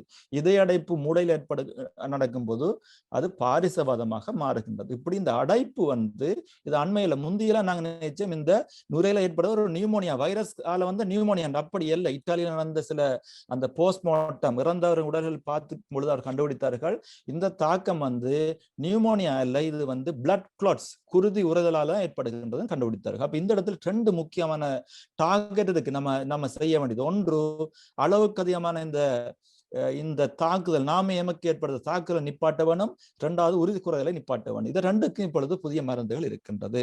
பல்வேறு ஆய்வுகளுக்கு பிறகு இப்பொழுது ரெக்கமெண்ட் பண்ணப்படக்கூடிய இலங்கை அரசாங்கம் WHO உலக சுகாதார ஸ்தாபனத்தால சொல்லப்படுகின்ற 2 முக்கியமான மருந்துகள் இருக்கின்றது. ஒன்று வந்து ஸ்டீராய்ட். உங்களுக்கு பலருக்கும் தெரியும் ஸ்டீராய்ட் என்று. இப்ப பிரிட்னிசோலோன் கேள்விப்பட்டிருக்கிறது. ஆஸ்மாக்கள் பாய்ப்பாங்க, அல்லது மூட்டுவாதம் ஆர்த்ரைட்டிஸ் ஆக்கள் பாய்ப்பாங்க பிரிட்னிசோலோன். எத்தனையோ பல விதமான கிட்னி வருத்தங்களுக்கு பாய்ப்பாங்க இந்த பிரிட்னிசோலோன், அல்ல டெக்ஸாமெத்தசோன். இதெல்லாம் ஸ்டீராய்ட் எனப்படும் ஒரு குரூப்பில் அடங்கு மிகவும் சீப்பான, இலகுவாக கிடைக்கக்கூடிய, செலவு குறைந்த மருந்து டெக்ஸாமெத்தசோன். இதை கொடுக்குற நேரத்துல நம்முடைய இந்த அது அளவுக்கு அதிகமான இந்த இம்யூனிட்டி, இந்த தாக்கம் குறைக்கப்படுகின்றது. இதுல 2 விஷயம் நான் சொல்ல ஒண்ணு விடத்த. ஒன்று வருது அது ஒன்று. அப்ப நாம இப்ப சரியான நேரத்துல டெக்ஸாமெத்தசோன் கொடுக்கறதால, இந்த ஸ்டீராய்டை கொடுக்கறதால இந்த இன்ஃப்ளமேஷன் குறைக்கப்பட்டு அதால மரண வீதம் குறைவதாக ஆய்வுகள் கூறுகின்றது. மோசமான தாக்கங்கள் இருந்து விடுபடுவதாக ஆய்வுகள் கூறுகின்றது. அதனால இந்த சரியான டைமிங், இந்த நேரத்துல ஸ்டீராய்டு கொடுக்கிறது, அதாவது ஆக்சிஜன் எல்லாம் குறையத்துல நம்ம கொடுப்போம். இதால பல நன்மைகள் இருப்பதாக அறியப்பட்டு இருக்கின்றது. 2வது, இந்த பிளட் கிளாட்ஸ், இந்த குருதி உறைதலை தடுப்பதற்கு என்ன செய்யும் என்றால், நாம ஆங்கிலத்தில் ஆன்டிகோகுலன்ட் என்று சொல்லுவோம். இந்த உறுதி குறைதலை தடுப்பதற்கான சில மருந்துகள் இருக்கு. பலருக்கும் தெரிந்திருக்கலாம். ஹெப்பரின் எனப்படும் மருந்து நாங்கள் கொடுக்கின்றோம். பல வேற விதமா இருக்கின்றது. எனாக்சப்பர் என்ற பெயர் இருக்கும், ஹெப்பரின் என்ற பெயர் இருக்கும். அதனை கொடுப்பதெல்லாம் இந்த மரணத்தை குறைக்கலாம் என்று விஞ்ஞான ஆய்வுகள் கூறுகின்றன. நாங்கள் இது 2ஐயும் கொடுப்பதெல்லாம் கிட்டத்தட்ட 60% மேலான இறப்புகளை குறைக்கலாம் என்று ஆய்வுகள் கூறுகின்றது. இவை 2 தான் இப்போதைக்கு ஓரளவுக்கு நிரூபிக்கப்பட்ட மருந்து. முந்தி எத்தனையோ மருந்துகள் வந்து அத்தனையுமே சரியான முறையில் நிரூபிக்கப்படவில்லை. இது 2. இதுல இந்த படம் என்னத்தை காட்டுதா, நுரையீரல வந்து ஏற்பட்டுகின்ற இந்த உறுதி உறைதலை காட்டுகின்றது. போஸ்ட்மார்ட்டத்துல இந்த டெக்ஸாமெத்தசோன் தான் இந்த corona virus breakthrough. Dexamethasone is first drug shown to save life. இதுதான் முதலாவது ஜூன் 2020 இந்த ஆய்வுகள்ல முதலாவதாக இந்த உயிர்களை நாம உயிர் ஆபத்துகளை குறைக்கலாம் என்று கண்டுபிடிக்கப்பட்ட இந்த ஒரு மருந்து டெக்ஸாமெத்தசோன் அல்லது ஸ்டீராய்டு. 2வது வந்து நான் சொன்னது இப்ப பிளட் தின்ன அந்த ஆன்டிகோகுலன்ட் தானே, அது வந்து need for life support and improved outcome in hospitalized COVID-19 patient. இது 2 நாம இப்ப சொன்னோம். இதுல முக்கியமாக கவனிக்கப்பட வேண்டியது, நாம இந்த ஸ்டீராய்டு எனப்படுவது நோயாளிகள் எடுக்க கூடாது. வைத்திய ஆலோசனையின் கீழ் மட்டும்தான் எடுக்கப்பட வேண்டும். 2 காரணம். ஒன்று, நீங்க ஆரம்ப கட்டத்துல இந்த ஸ்டீராய்டை எடுப்பீர்களா இருந்தால் அந்த நேரத்துல வைரஸ் வளர்ந்து கொண்டிருக்கின்றது, உடம்புல இம்யூனிட்டி கொஞ்சம் கொஞ்சம் நன்றாகி கொண்டு வருகின்றது. அந்த டைம் எடுத்தால் உண்மையிலே வைரஸின் வளர்ச்சியை கூட்டும். நாம எதிர்பார்ப்பதற்கு எதிர்மறையான விளைவுகளை உண்டாக்கக்கூடிய வாய்ப்புகளை உண்டாக்கும். அதில் அந்த நேரத்துல இந்த முதலாவது கட்டத்தில் ஸ்டீராய்டு வந்து எடுக்கக்கூடாது. அது முதலாவது. 2வது வந்து இந்த ஸ்டீராய்டு எடுக்கின்ற பொழுது உடம்புல எதிர்ப்பு சக்தி குறையும். அப்ப நாம வைரஸுக்கு அதாவது வைரஸால ஏற்படுற எதிர்மறையாக ஏற்படுற இந்த தாக்கங்கள் பல உயிரிழப்புகளை குறைத்தாலும் மற்ற நோய்கள், பாக்டீரியா நோய்கள், ஃபங்கஸுகள் உள்ளே வந்து வளரக்கூடிய வாய்ப்புகள், அது மட்டுமில்லை அதால உயிரிழப்பு, நாம கொரோனாவால உயிரிழப்புகளை விட வேற இந்த நுண்ணங்கிகளால உயிரிழப்புகள் வரக்கூடிய சாத்தியக்கூறு இருக்கின்றது. அதனால அந்த டைம்ல ஒரு குறிப்பிட்ட இது நான் சொல்ல இந்த 2வது ஆக்கம் கிட்டத்தட்ட 5வது நாள் முதல் 5 நாட்கள் அறிகுறி ஆரம்பித்து முதல் 5 நாட்கள்ல வரது ஆபத்தற்றது, அது போயிடும். பிறகு வார 5 நாட்கள்ல தான் இந்த நான் கூறிய இந்த மாதிரியான விளைவுகள் ஏற்படுகின்றது. அதை மீறி அடுத்த கட்டத்துல இன்னும் இந்த காய்ச்சல் இருக்குமா இருந்தால் நாங்க நினைக்க வேண்டிய சில வேளைகள் இது வந்து பாக்டீரியா வேற நுண்ணங்கிகளால இந்த தாக்கங்கள் ஏற்பட்டிருக்கலாம் என்று சந்தேகிக்க வேண்டியிருக்கு. எனக்கு ஸ்டீராய்டு கொடுக்குற நேரத்தில் இப்படியான தாக்கங்கள் வரலாம். அண்மையில உங்களுக்கு தெரியும், ஒரு நோய் ஒருத்தர் இந்த கேள்வியும் கேட்டிருந்தார், இந்த பிளாக் ஃபங்கஸ் என்று மியூகோமைக்கோஸ் என்று நாங்க சொல்லுவோம். இது வந்து ஒரு வகையான ஃபங்கஸ். இதெல்லாம் மண்ணுகள்ல இந்த சுற்றாடல்ல இருக்கக்கூடிய ஃபங்கஸ். இந்த இம்யூனிட்டி குறையும் பொழுது, இந்த எதிர்ப்பு சக்தி குறையும் பொழுது அது நமக்குள்ள சென்று உயிராபத்துகளை ஏற்படுத்துகிறது. இந்தியாவில் வந்து 7000க்கு மேற்பட்டோர் இந்த பிளாக் ஃபங்கஸால பாதிக்கப்பட்டு கிட்டத்தட்ட 200க்கு மேற்பட்ட உயிரிழப்புகள் நடந்திருக்கு என்று நினைக்கின்றேன். இது வந்து கொரோனாவால இல்ல, கொரோனாவால இன்னொரு விதமாக ஏற்படுகின்ற பாதிப்புகள். அது மட்டுமில்லை, இந்த ஸ்டீராய்டு எடுக்கிறவங்களுக்கு குளுக்கோஸின் அளவு அதிகரிக்க வாய்ப்புகள் இருக்குது. அவர்களுக்கு நீரிழிவு நோய் வரக்கூடிய வாய்ப்புகள் இருக்கு. அது மட்டுமில்லை, நீரிழிவு நோய் உள்ளவர்களுக்கு வளமையை விட அதிகமாக இந்த குளுக்கோஸ் அல்ல சுகர் அதிகரிக்கக்கூடிய வாய்ப்புகள் இருக்கின்றது. நான் சொன்னது போல இந்த கட்டத்தில், இந்த 2வது கட்டத்தை தாண்டி சிலர் வந்து அவங்களுக்கு ஆக்சிஜன் கூட தேவைப்படலாம். ஆரம்பத்துல 2 லிட்டர் 4 லிட்டர் அப்படி போய் 60 லிட்டராக கூடி அப்புறம் ஒரு கட்டத்துல மெஷின்களை பாவித்து நாம செயற்கை சுவாசம் கொடுக்க வேண்டிய கட்டாயம் வரும். சிபெப், பைபெப் என்ற முறைகள் மூலமும் அல்லது செயற்கையாக உள்ளுக்க டியூப் போட்டு மயக்கி கொடுக்க வேண்டிய நிலைமையும் வரும். அது வாரத்துக்குரிய கிட்டத்தட்ட 14-15 நாட்கள்ல இப்படியான ஆபத்தான நோய்கள் வருகின்றது. அதாவது இப்பொழுது நோயாளிகள் கண்டுபிடிக்கப்பட்டிருந்தால் அவர்களுக்கு ஏதாவது ஆபத்தான விளைவுகள் வருமென்றா இன்னும் 2 கிழமைக்கு பிறகுதான் அப்படியான நோய்கள் ஆபத்தில் வரக்கூடிய வாய்ப்புகள் இருக்கு. அந்த அந்த அந்த செயற்கை சுவாசம் கொடுக்கப்பட்டது கிட்டத்தட்ட 60 பேரை ஒழுங்கான வைத்தியம் மூலம் அவர்கள் உயிரிழந்து உயிரை பாதுகாக்கக்கூடிய வாய்ப்புகளும் இருப்பதாக ஆய்வுகள் கூறுகின்றது. இப்ப இவ்வளவுதான் என்ன நடக்கின்ற ஒரு சுருக்கமாக உங்களுக்கு புரியும் விதத்தில் கூறியிருக்கின்றேன். முதலாவது வைரஸால் ஏற்படும் தாக்கம், 2வது எமது உடம்பால் வைரஸால் ஏற்படுற தாக்கம் இல்லை, எமது உடம்பு அளவுக்கு அதிகமாக எதிர்ப்பதால் ஏற்படுற தாக்கம். இப்பொழுது நாம பழையபடி முன்னுக்கு வருவோம்.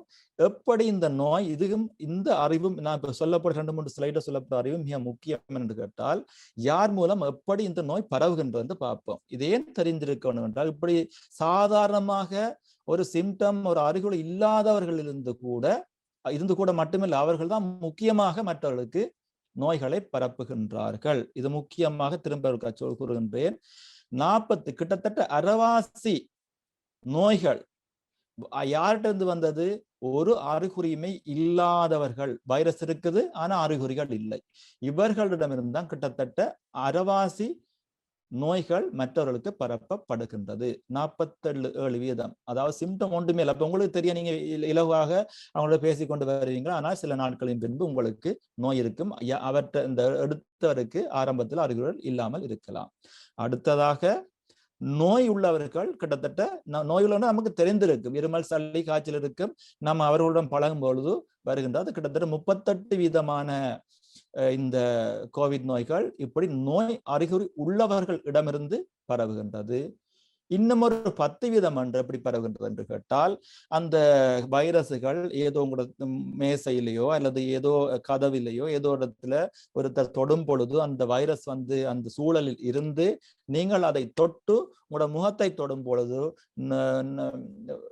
மூக்கை தொடும் பொழுது, வாயை தொடும் பொழுது, கண்ணை தொடும் பொழுது பரவுகின்றது. இது ஒரு 10% மட்டும்தான். இன்னொரு 6% அவங்களுக்கு எந்த விதமான அறிகுறி இருப்பதே இல்லை, அவங்களுக்கும் தெரியாது, அவர்களை பரப்பி கொண்டு போவார்கள். அது குறைய வீதம். அதுல குறிப்பிட வேண்டிய மிக முக்கியமான விஷயம், அரைவாசி நோய்கள் வந்து எந்த விதமான நோய் அறிகுறி இல்லாதவர்கள் தான் பரப்புகின்றார்கள். ஆகையால வந்து நோய் அறிகுறி வந்து அவங்களுக்கு தெளிவாக தெரியும், அதிலிருந்து விலகி இருக்க வேண்டும் என்று. ஆனால் நோய் அறிகுறி இல்லாதவர்கள் பரப்புவதால் இந்த நோயை இலகுவாக கட்டுப்படுத்த முடியாமல் உள்ளது. முன்பு வந்த MERS என்ற நோய், SARS என்ற நோய் எல்லாம் 2012, 2003 வந்தது. அவைகள் இந்த அளவுக்கு பரவவில்லை. ஏனென்று கேட்டால் அது வந்து இந்த மாதிரி நோய் இல்லாதவர்களிருந்து பரவும் வீதம் அதுல குறைவாக காணப்பட்டது. அடுத்த கட்டத்துக்கு வருகின்ற அடுத்து இந்த 3வது கட்டத்தில் நான் உங்களுக்கு சொல்ல வேண்டிய விஷயங்கள் என்று கேட்டால், யாருக்கு இந்த மரண வீதம் அதிகமாக இருக்கின்ற பார்த்தீர்களால், யாருக்கு நோய்கள் இருக்கின்றதோ, யாருக்கு உடம்புல எதிர்க்கிற சக்தி குறைவா இருக்கின்றதோ, யாரு சுகதேகியாக இருக்கின்றார்களோ அவர்களுக்கு இந்த மரண வீதம் அதிகமாக இருக்கின்றது. எவ்வளவு அதிகம்? ஒரு இதய வருத்தம் உள்ளவர்களுக்கும் அல்லது சாதாரண ஒரு வருத்தம் இல்லாதவர்களுக்கும் நோய் வரும் பொழுது கிட்டத்தட்ட மரண வீதம் இவர்களுக்கு இடையில 10 மடங்கு வித்தியாசம் இருக்கு. அதாவது ஒரு சாதாரண ஒருவர் கொரோனா வைரஸால் இறப்பதை விட ஒரு டயபெட்டிக் உள்ளவரோ அல்லது இதய வருத்தம் உள்ளவர்களுக்கு வர இறப்பு வீதம் கிட்டத்தட்ட 10 மடங்கு கூட, 10 times. அதே மாதிரி இளைஞர்கள் வந்து நல்ல ஆரோக்கியமானவர்கள், எதிர்ப்பு சக்தி கூடியவர்கள், அவர்களை விட வயது வந்தவர்களை வந்து கிட்டத்தட்ட 10 மடங்கு 10 வீதம் மரண வீதம் அதிகமாக காணப்படும். அதனால் தான் நம்ம முக்கியமான செய்தி வந்து வயது வந்தவர்கள், நீரிழிவு நோய் உள்ளவர்கள், இதய வருத்தம் உள்ளவர்கள், லங்ஸ்ல நுரையீரல் வருத்தம் உள்ளவர்கள், அஸ்மா உள்ளவர்கள் அனைவருமே மிக மிக மிக கவனமாக இருக்க வேண்டும். Prevention is better than cure. So இப்ப நாம வருவோம் கடைசியான ஒரு 4-5 ஸ்லைட்ஸ் நான் சொல்ல வேண்டிய சில விஷயங்கள் இருக்குன்னு கேட்டால், நாம எப்படி ஹெல்த்தியா வச்சுக்கணும். நான் சொன்ன 10 மடங்கு வித்தியாசம் எதால உண்டாகின்றது?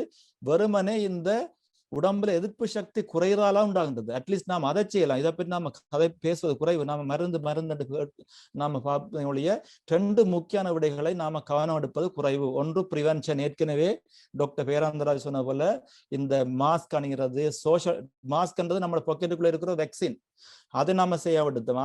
அதை செய்ய விடுது. அடுத்ததாக வந்து நம்மளோட உடம்பு ஆரோக்கியமா இருக்கின்றது.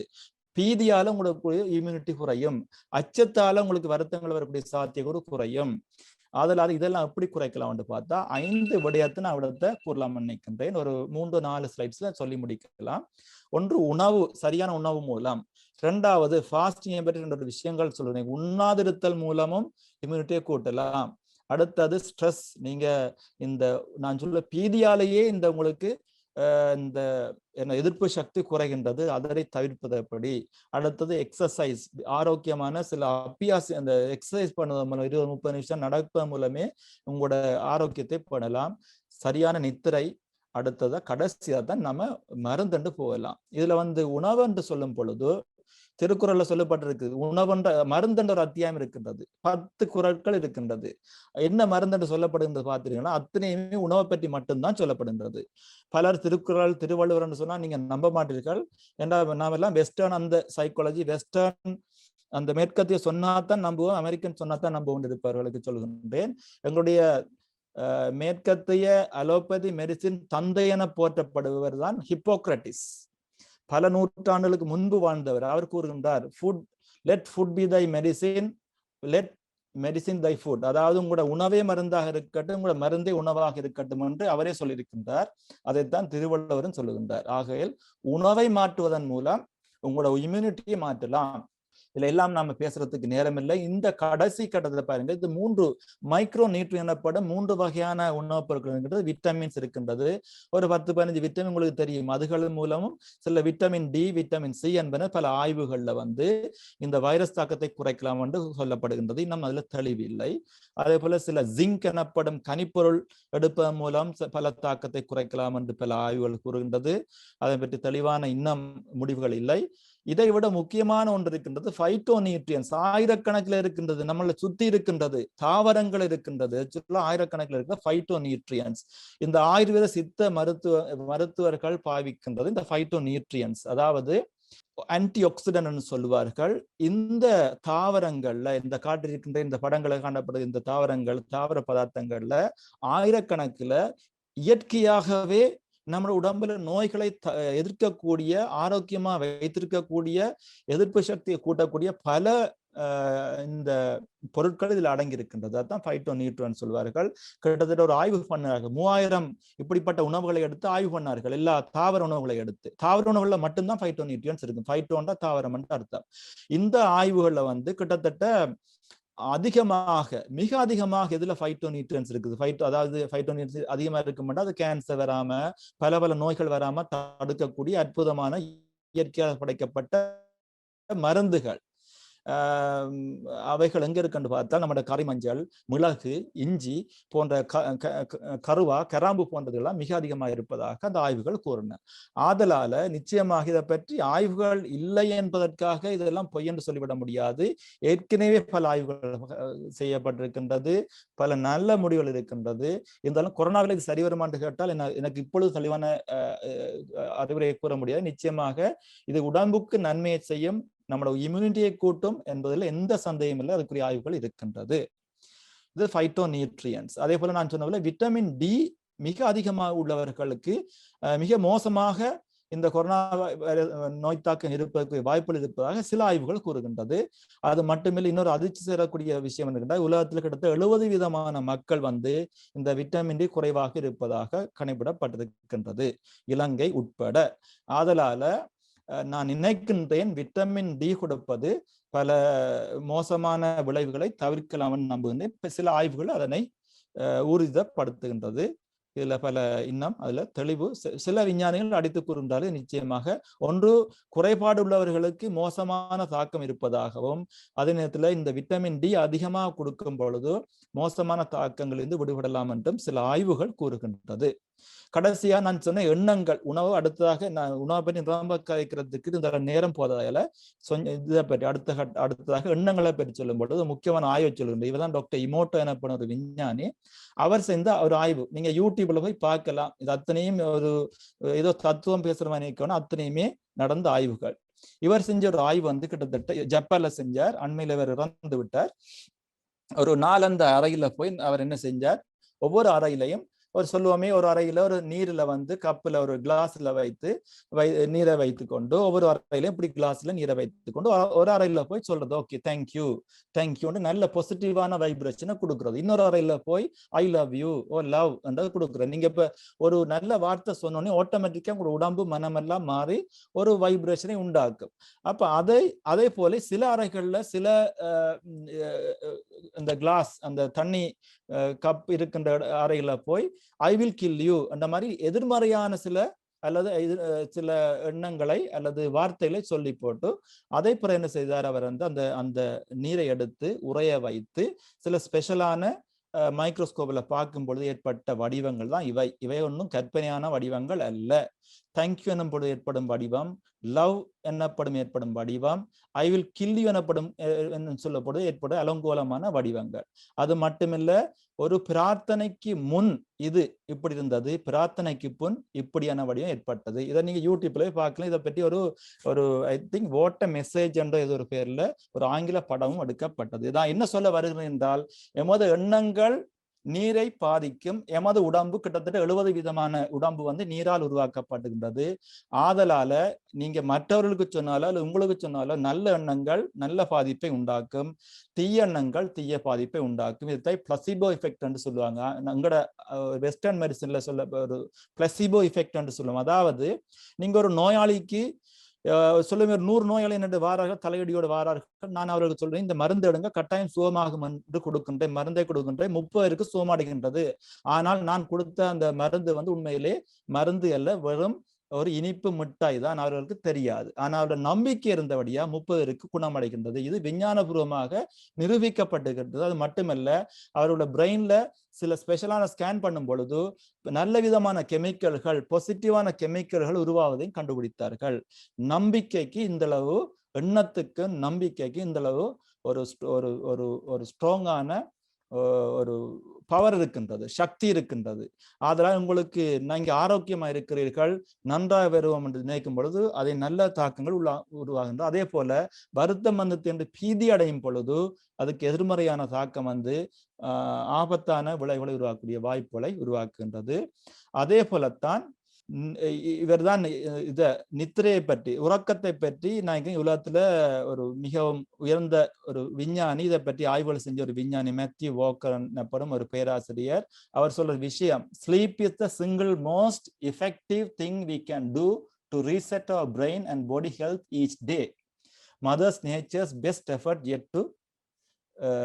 yet at contra death. So அவர் சொல்றது வந்து இந்த சரியான உறக்கமே நம்மளுடைய உடம்புல நார்மலா நல்ல ஒரு ஹெல்த்தி உடம்பு, ஆரோக்கியமான உடம்பை உருவாக்குறதுக்கு உதவி செய்யும் என்று சொல்லுகின்றார். இன்னொரு விடயம் நான் சொல்லுகிறேன், ஒருத்தருக்கு கிட்டத்தட்ட ஒரு நாளைக்கு ஒருவர் 7-8 மணித்தியாலம் உறங்க வேண்டும் என்று சொல்லுகின்றார். அது தற்போதைய விஞ்ஞானாயும்படி அது சொல்லப்படுகின்றது. அது மட்டுமல்ல, ஒரு மணித்தியாலம் நாம் இந்த நித்திரை குறையும் பொழுது கிட்டத்தட்ட 25% நம்முடைய இதய நோய் வரக்கூடிய வாய்ப்புகள் அதிகமா இருக்கின்றது. WHO வேர்ல்ட் ஹெல்த் ஆர்கனைசேஷன், உலக சுகாதார ஸ்தாபனம் வந்து நித்திரை இல்லாமல் வேலை செய்வதை ப்ராபபிள் கார்சினோஜன், ஒரு கேன்சர் உண்டாக்கக்கூடிய தன்மை வாய்ந்தது என்ற ஒரு அட்டவணைகளை போட்டிருக்கார்கள். நீங்க போய் பார்த்தா விளங்கும். அதாவது நித்திரை இல்லாமல் இருக்கும் பொழுது நம்முடைய இம்யூனிட்டி பாதிக்கப்படுகின்றது. கேன்சரும் இம்யூனிட்டியும் ஒன்றோடு இணைந்த ஒரு விடயம். ஆதலால நித்திரை குறையும் பொழுது கூட நம்முடைய இம்யூனிட்டி குறைகின்றது. நான் நினைக்கின்றேன், நான் சொல்ல வேண்டிய சொல்லிவிட்டேன். பல விடயங்கள் இருக்கின்றது, என்னால் சுருக்கமாக சில விடயங்களை சொல்லிவிட்டேன். ஆதலால நீங்கள் வராமல் தடுக்கக்கூடிய ஒன்று அந்த ப்ரிகாஷன்ஸ், டாக்டர் பேராந்தராஜா கூறிய போல அந்த ப்ரிகாஷன் நம்பர் 1, நம்பர் 2 அதோடு சேர்த்து நான் கூறிய இந்த 5 விடயங்கள். அதுல ஃபாஸ்டிங்கை பற்றி நான் சொல்லவில்லை, அதை சொல்லி முடித்து விடுகின்றேன். மனத்துக்கு நான் ஏற்கனவே கூறிய போல மனத்தை சரிப்படுத்தக்கூடிய மிக இலகுவான, சிறியவர்களுக்கு வயது முதிர்ந்தோருக்கும் செய்யக்கூடிய மிக இலகுவான வழி நம்பிக்கை உள்ளவர்களுக்கு பிரார்த்தனை. ஏற்கனவே நீங்க பாத்தீங்க பிரார்த்தனையால் ஏற்படுற தாக்கம் எந்த அளவு மாற்றங்கள் உண்டாக்கும் என்பது. அது அனைத்து சமய மதத்தினருக்கும் ஒத்து போகக்கூடியது, அனைவருக்கும் செய்யக்கூடிய ஒரு இலகுவான வழி பிரார்த்தனை. ஃபாஸ்டிங், நாம எல்லாரும் நினைக்கிறோம் நல்லா யாராவது வருத்தம் வந்தோடனே கூட உணவு கொடுக்க வேணும், 3 தரம் 4 இல்ல 5 தரம் கொடுக்க வேண்டும், நல்லா கொடுத்தா தான் சத்து கொடுத்தா தான் போக முடியாது. தப்பான அபிப்பிராயம். இதை பற்றியும் ஒரு ஜப்பானிய விஞ்ஞானி நோபல் பிரைஸ் பெற்றவர் நீண்ட ஆராய்ச்சி பண்ணி அதுக்கு பிறகு இந்த இன்டர்மிட்டன்ட் ஃபாஸ்டிங் இப்ப எல்லாரும் பரவலாக பேசப்படுகின்றது. உண்மையிலேயே நீங்க பாத்தீங்கன்னா நோய் வரும்போது நீங்க பசி குறைக்கப்படுகின்றது. அது நம்ம உடம்பு கொடுக்கிற சிக்னல், சாப்பிட வேணாம் என்று சொல்லுகின்றது. சாப்பிடக்கூடாது. சாப்பிட வேண்டியது இலகுவாக சமைக்கக்கூடிய கஞ்சி போல சிலதுகளையும் பழங்களையும் சாப்பிடலாம். சாப்பிடாமல் இருக்கும் பொழுது உடம்பு புதுப்பிக்கின்றது, உடம்புல நச்சுகள் வெளியேற்றப்படுகின்றது, உடம்பு புதுப்பிக்கக்கூடிய ஒரு வாய்ப்பை உண்டாக்குகின்றது. இது கொரோனாவை விட நீண்ட காலம் இந்த மாதிரி ஃபாஸ்டிங் செய்வதன் மூலம் எமது வாழ்நாள் நீட்டப்படுகின்றது. அதனால அடிக்கடி சாப்பாடு கொடுத்து எமது உடம்பை பழுதாக்க கூடாது. அதுக்கு ரெஸ்ட் கொடுத்து இந்த நச்சுகள் வெளியேற்றத்துக்கும் ஒரு வாய்ப்பை கொடுக்க வேண்டும். இவைதான் நான் இப்பொழுதுக்கு உங்களுக்கு சொல்லக்கூடியது. இது நம்ம முடிக்கிறேன். நன்றி, வணக்கம். நண்பர் டாக்டர் சுந்தரேசன் மிக ஒரு அழகான ஒரு விரிவான ஒரு உரையை இங்கே நிகழ்த்தி இருக்கின்றார். ஆரம்பத்திலே அவர் ஒரு புள்ளி விவரத்திலும் தரவின்படி காட்டியிருந்தார். இலங்கையில் மக்களின் இறப்பு வீதம் குறைவு என்று கூறி மக்கள் மத்தியிலே, மக்களுடைய நெஞ்சிலே பாலை வார்த்து விட்டார். அமெரிக்காவில் உழவு இறந்திருக்கிறது, இத்தனை வீதங்கள் இறந்திருக்கிறது. அந்த வகையில் பார்க்கும் பொழுது இலங்கையிலே நடக்கின்ற இறப்பு வீதம் மிக மிக குறைவு. அந்த வகையில சுகாதார பிரிவினர் தரமாக வேலை செய்கிறார்கள் என்பதனை காட்டுகிறது. எனவே மக்கள் பீதி கொள்ள வேண்டாம் என்பதை அடித்து கூறினார். அதன் பின்னர் நோயின் தன்மைகள் எவ்வாறு உடலை தாக்குகிறது என்பதை விரிவாக கூறி ஒரு சிறிய பகுதி தான், சிறிய பெர்சன்டேஜ் மக்கள் மிகவும் ஒரு பாரதூரமான இடத்துக்கு போகிறார்கள். அதாவது சைட்டோகைன் ஸ்ட்ரோம் ஒன்று, அதாவது உடம்பிலே சுரக்கப்படுற சுரப்புகளால எவ்வாறு எங்களுடைய நுரையீரல் பாதிக்கப்படுது என்பதை பற்றி கூறினார். அதன் பின்னர் மருந்துகளை பற்றி கூறியிருந்தார். எவ்வாறான மருந்துகள் நாங்கள் இப்பொழுது வைத்தியசாலையிலே போடுகிறோம், ஸ்டீராய்டை பற்றி கூறியிருந்தார். எப்பொழுது அதனை போட வேண்டும், ஆனால் அதுகளை வைத்திய ஆலோசனை இல்லாமல் எடுக்க வேண்டாம் என்றும் கூறியிருந்தார். அதன் பிறகு குருதிகள் உறையாமல் இருப்பதற்காக சில மருந்துகள் வைத்தியர் ஆலோசனைப்படி அதை கொடுக்கப்படுகிறது என்பதை பற்றி கூறியிருந்தார். அதன் பிறகு உணவை பற்றி கூர்ந்து விளையாடிவிட்டார். நாங்கள் நம்ப மாட்டோம் என்றாக்கும் அவர் திருக்குறளை கூட ஆதாரம் காட்டினார். இதுக்கு பிறகு நாங்கள் நம்பாமல் இருக்கிறோம். அவ்வளவு திருக்குறள் 10 திருக்குறளையும் போட்டு உணவினாலே நாங்கள் இவற்றை மாற்ற முடியும் என்பதை ஆணித்தரமாக எடுத்து காட்டினார். இதனால் தான் ஏற்கனவே நான் அவரை இன்ட்ரடியூஸ் பண்ணும் பொழுது நான் கூறியிருந்தேன், அவரை கண்டால் நான் உணவு சம்பந்தமாக கதைக்கிறேன் என்று. ஏனென்றால் அவரோட கதைச்சு விட்டவன் என்றால் எனக்கு இந்த சிக்கன் இந்த மட்டன் சாப்பிட்றதுக்கு மனம் வராது. முற்று முழுதாக ஒரு பிராமணரா மாறிக்கணும்னு பயத்துலதான் அவரை விட்டு நான் ஒதுங்கி ஓடுறான். இன்றைக்கு உங்களுக்கு முழங்கி இருக்கும், ஏன் நான் பயந்து கொண்டு போறான். உணவை பற்றி மிக அழகாக காட்டியிருந்தார். இவ்வாறான உணவுகள் இம்யூனிட்டியை கூட்டுது என்பதை பற்றி படங்களுடன் காட்டியிருந்தார். அத்துடன் தாவர உணவுகள் மிகவும் ஒரு முக்கியமானது. இப்பொழுது நீங்கள் இந்த ஆர்டிகிள்ல பார்த்திருப்பீங்கள், சைனால தான் இந்த கொரோனா பரவி இருந்தாலும் சைனா மக்கள் இப்பொழுது தாவர உணவை நாட்டம் காட்டுகிறார்கள் என்று. பச்சையாக இறைச்சியா சாப்பிட்ட சைனீஸ் மக்கள் கூட இப்பொழுது தாவர உணவுகளை உண்பதில் ஆர்வம் காட்டுகிறார்கள் என்பது இப்பொழுது நாங்கள் படிக்கக்கூடியதாக இருக்கின்றது. எமது எண்ணங்கள் மூலம் கூட எமது இம்யூனிட்டியை கூட்டலாம். நல்ல எண்ணங்களை நாங்கள் வளர்ப்பதன் மூலம், அதாவது பாசிட்டிவ் திங்கிங் மூலம், உதாரணமா ஐ லவ் யூ சொல்வதன் மூலம் தண்ணியிலே மாற்றங்களை ஏற்படுத்தலாம் என்றால், ஆனால் மக்கள் அடிக்கடி ஐ லவ் யூ தான் சொல்லுகிறார்கள். ஏன் தான் இந்த கொரோனா போட்டு வாழ்த்துதான் எனக்கு தெரியல. ஐ லவ் யூ பிரயாண முறையெல்லாம் சொல்லிக் கொண்டிருக்கீங்க. எனவே மக்களே, நீங்கள் கேட்டுக்கொண்டிருக்கும் தமிழ் பேசும் மக்களே, உங்களுடைய எண்ணங்களை சரியான முறையில் நீங்க கூறுவது சிலோட பிள்ளையா இருந்தாலும், ஐ லவ் யூ இருந்தாலும் அதை சரியான சந்தர்ப்பத்திலே கூறும்போது அது பாசிட்டிவா நடக்கும். அதாவது உங்களுடைய சிந்தனை ஐ லவ் யூ என்று உங்களுடைய சிந்தனைகள் எப்பொழுதும் இந்த பாசிட்டிவ், கொரோனாவை நாங்கள் வெல்லுவோம் என்ற ஒரு பாசிட்டிவாவோட இருக்கணும் என்பதை அவர் ஸ்ட்ரெஸ் பண்ணி கூறியிருந்தார். அடுத்து நித்திரை, உங்களுடைய தூக்கத்தை பற்றி கூறியிருந்தார். டைம் நீங்க தூக்கத்தை எடுக்கும் பொழுது உங்களுடைய இம்யூனிட்டி கூடும். அதனால்தான் அரசாங்கம் உங்களை அடைத்து வைத்திருக்கிறது, நித்திரை கொள்ளுங்கள், ஸ்டே ஹோம், வீட்டில் இருந்து பாதுகாப்பாக இருந்து நித்திரை கொள்ளுங்கள் என்றவர். குறைந்தது 6 மணித்தேலம் 3 மணித்தேலம் நித்திரை கொள்ளுங்கள் என்றவர். அதன் மூலம் இம்யூனிட்டியை கூட்டலாம். மற்றது ஃபாஸ்டிங்கை பற்றி கூறியிருந்தார். அதாவது ஒரு இன்டர்மீடியன்ட் ஃபாஸ்டிங் எடுக்கிற மூலம் எங்களுடைய இம்யூனிட்டியை கூட்டலாம், மற்றது தேவையில்லாத கொழுப்பை கிடைக்கலாம் என்பது பல்வேறு ஆர்டிகிள், அதாவது இப்பொழுது மக்கள், அதாவது பெரிய சயின்டிஸ்ட் சொல்லிக் கொண்டிருக்கிறோம். அது ஒரு நியூ கான்செப்ட். அப்ப இப்ப என்ன கூறியிருக்கிறார் என்றால், நமது மெடிசினை தவிர வேற இந்தந்த வழிகளால உங்களுடைய இம்யூனிட்டியை கூட்டலாம். அதுல எக்ஸசைஸ் கூட கூறியிருந்தார். அப்ப இதுல கூறியிருந்த சில விடயங்கள் பல்வேறு மக்கள் கேள்வியில கேட்டிருக்கிறார்கள். ஆட்டோமேட்டிக்கா அந்த கேள்விகளுக்கு ஆன்சர்களும் அதுல வந்து கொண்டிருக்கு. நிறைய கேள்விகள் வந்திருக்கு. அந்த கேள்விகளை நான் உரியவர்களோட இப்பொழுது கேட்க நேரம் வந்துவிட்டபடியால் நான் இப்பொழுது கேள்வியை கேட்க போகின்றேன். எனவே டாக்டர் சுந்தரேசனுக்கு எனது மக்கள் சார்பாகவும் எனது நன்றியை தெரிவித்துக் கொள்கின்றேன். அடுத்ததாக கேள்விக்கு போகலாம். முதலாவது கேள்வி இறுதி கேள்வியிலிருந்தே ஆரம்பிக்கின்றேன். So what is relationship with aspirin and vitamin D என்ற பற்றி வந்து கேட்டிருக்கிறேன். பிளட்ல வந்து கேட்டிருக்கேன். இந்த கோவிட்டோட சேர்த்து கேட்டார் தெரியல. What is relationship with aspirin and vitamin D? Vitamin D பற்றி நல்லபடியா தான் கூறியிருந்தார். ஏதோ aspirin பற்றி ஏதாவது aspirin வந்து இல்ல அதாவது can you hear me? நான் சொல்ல விளங்குதா இல்ல? விளங்குதா? aspirin இல்லை. அதாவது உறைதலை தடுக்கக்கூடிய ஹெப்பரின் ஆன்டிகோகுலன்ட் தான் நிரூபிக்கப்பட்டது. உண்மையிலேயே இவர்களுக்கு ஆஸ்பிரின் என்பது குருதி சிதறலுக்கு எதிராக தொழிற்படக்கூடிய ஒரு மருந்து. உண்மையிலே இவர்களுக்கு குருதி சிதறல் குறையக்கூடிய வாய்ப்புகள் கூட இருக்குது. இருந்தாலும் ஆஸ்பிரின்ல எந்த விதமான நன்மை இருப்பதாக கண்டுபிடிக்கப்படவில்லை. அதெல்லாம் aspirin not recommended. Vitamin D ஏற்கனவே சொன்னேன். அதுல பலர்கள் 2 விதமான கருத்துகள் இருக்கின்றது. ஆனால் என்ன பொறுத்து தீமையா இருக்கிற ஒரு கருத்துகள் தீமை ஏற்படும் என்று நான் இதுவரை அறியவில்லை. நன்மை இருக்கக்கூடிய வாய்ப்புகள் இருக்கின்றது. அதை விட நான் சொன்ன கிட்டத்தட்ட 70 விதமான மக்கள் உலகளாக ரீதியில் நான் அறிய விட்டமின் டி குறைபாடு உள்ளவர் இருக்கின்றார்கள். பல விஞ்ஞான கருத்துக்களை பார்க்கும் பொழுது நான் நினைக்கின்றேன் விட்டமின் டி கொடுப்பது நன்மை பயக்கும் என்று நான் நம்புகின்றேன். 2 விதமான கருத்துக்களும் இருக்கின்றதா? டாக்டர் பிரேமானந்தராஜா அவரிடம் கேட்க இருக்கின்றேன். அவருடைய லைன் 6. எவ்வாறு நீரிழிவு நோயாளி கவனம் எடுக்க வேண்டும்? நீரிழிவு நோயாளியே இருந்தால் எவ்வாறு எடுக்க வேண்டும் என்ற ஒரு கேள்வியை கேட்டிருக்கின்றார். நல்ல கேள்வி. நீரிழிவு ரத்தத்தில சீனியின் அல்லது குளுக்கோஸின் அளவு அதிகரிக்கிறது. இந்த குளுக்கோஸின் அளவு அதிகரிக்கின்ற பொழுது உடல் எதிர்ப்பு சக்தி நன்றாக குறைவடைகிறது. ஆகவே நீரிழிவு நோயாளி தனது ரத்தத்தில குளுக்கோஸின் அளவை நல்ல கண்ட்ரோலில் வைத்திருக்க வேண்டும். அதாவது ப்ரீமீல் சாப்பாட்டுக்கு முதல் பிளட் சுகர் ஒரு 110 120க்குள்ளே சாப்பிட்டு 2 மணி நேரம் போஸ்ட் பிராண்டியல் அதை ஒரு 140 160க்குள்ளேயும் வைத்திருக்க வேண்டும். ரத்தத்தில சீனியின் அளவு கூட கூட இந்த நியூட்ரோஃபில்ஸ் வெண்கலங்கள் இந்த செயற்பாடு பாதிக்கப்படுகிறது. இதனால நோய் எதிர்ப்பு சக்தி குறைகிறது.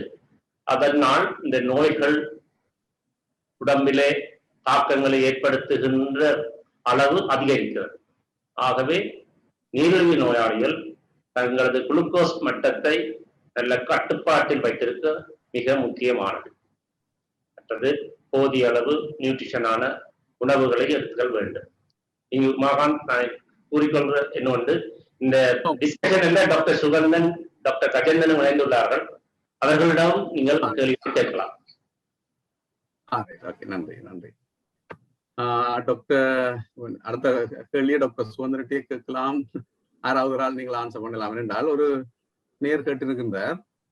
Please give details about vaccine and the effectiveness. ஒரு ஷோர்ட்டா தனக்கு வேக்சினை பற்றி சொல்லிடலாமான்னு கேட்டிருக்கின்றார். நாங்கள் வேக்சினை விட்டு தான் கதைச்சிருக்கலாம். அதில் ஆன்சர் பண்ணிடலாம் என்றால் சுகந்த லைன்ல இருக்கிறீங்களா? இல்லாட்டி நானே அதை கூறுகிறேன். என்ற வேக்சின் என்றால் இப்போ என்னென்றால் இப்போ வேக்சின் டீட்டெயில் அமெரிக்காவில் பார்த்தீங்கன்னா ஃபைசர் வேக்சின் போடினும் முடர்னா போடினும் 2 முறை எம்ஆர்ஐ வேக்சின். எம்ஆர்ஐ என்ற ஒரு எல்லா வேக்சினும் வேறு வழியில செய்தாலும் கடைசியில அதை என்ன செய்தால் ஒரே விளைவை தான் கொண்டு இருக்கு. அதிண்ட விளைவு அந்த தன்மை இப்ப ஃபைசர் இல்லாட்டி மொடர்னா 2ம் கொஞ்சம் எஃபெக்டிவ் கூட. அதாவது 91 95 வீதம் அப்படியான 95 97 95 94 வீதத்துக்குள்ள வேலை செய்யுது. ஆனா அதுக்கு நிகராக ரஷ்யன் வேக்சின் ஸ்புட்னிக் இருக்கு. அதுவும் கிட்டத்தட்ட 91 வீதமான எஃபிகாசி இருக்கு. அந்த தொழிற்பாடு 91 வீதம் வேலை செய்யுது.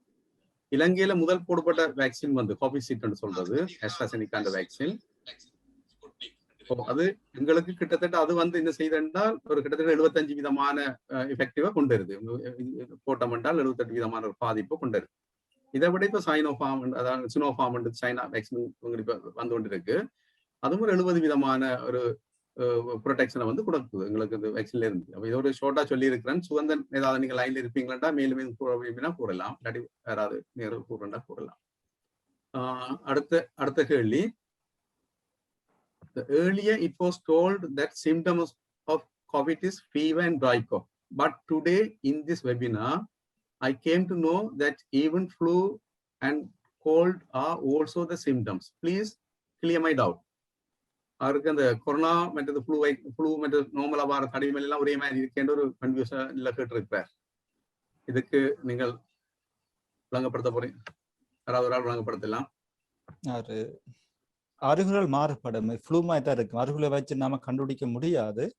சில ஆட்கள் நான் சொன்ன வயிற்றோட்டம் கூட ரேரா வரலாம், தலையடி வரலாம். அப்படி இது அதாவது சாதாரண தடுமல் காய்ச்சல் போலாம் இருக்கலாம்.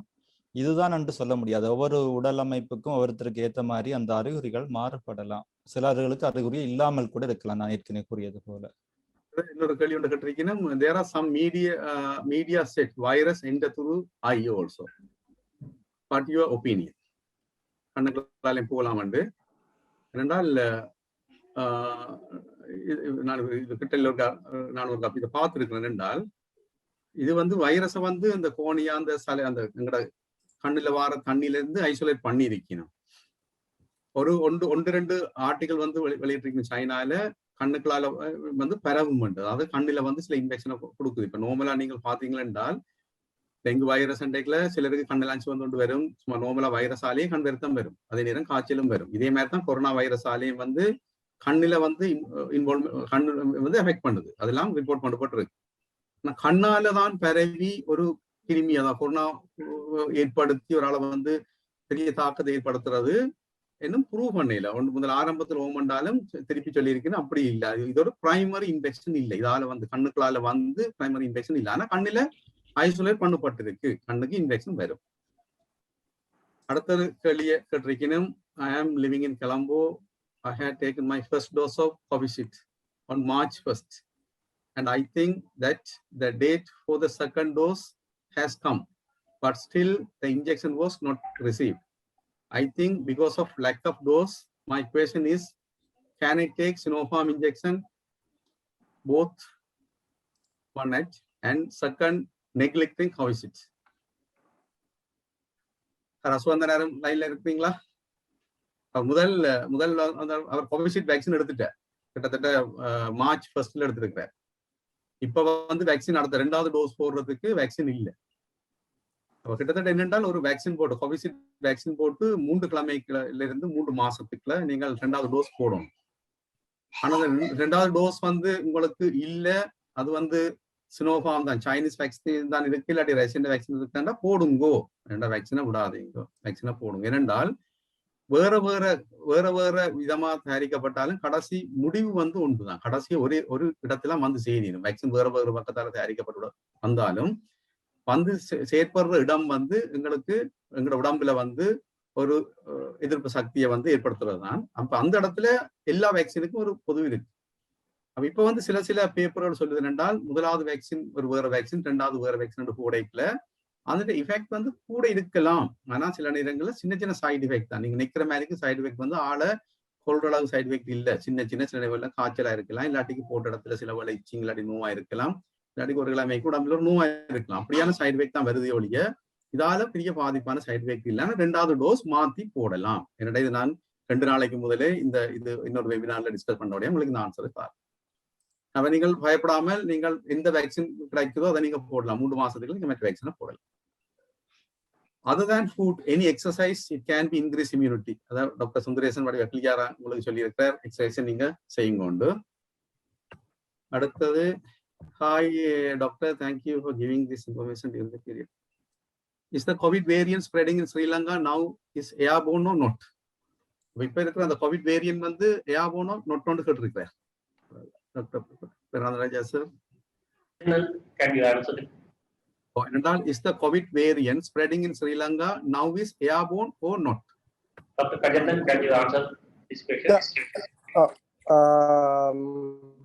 என்னன்னு சொன்னா, 2 விதமாக வந்து இந்த ரெஸ்பிரேட்டரி இதன்னு சொன்னா, அதாவது சுவாசத்தால பரவல் வந்து ஒன்று ட்ராப்லெட்டால பரவலாம், அல்லது வந்து ஏர்போனால பரவலாம்னு சொல்லிடணும். அந்த வித்தியாசம் என்னன்னு சொல்லி சொன்னா, ட்ராப்லெட்ன்றது வந்து கொஞ்சம் பெரிய துணிக்கைகள், ஏர்போன்ன்றது வந்து இதோட ஒப்படைக்க வந்து மிகவும் சிறியதும் அது வந்து ட்ரையாகவும் இருக்கும்.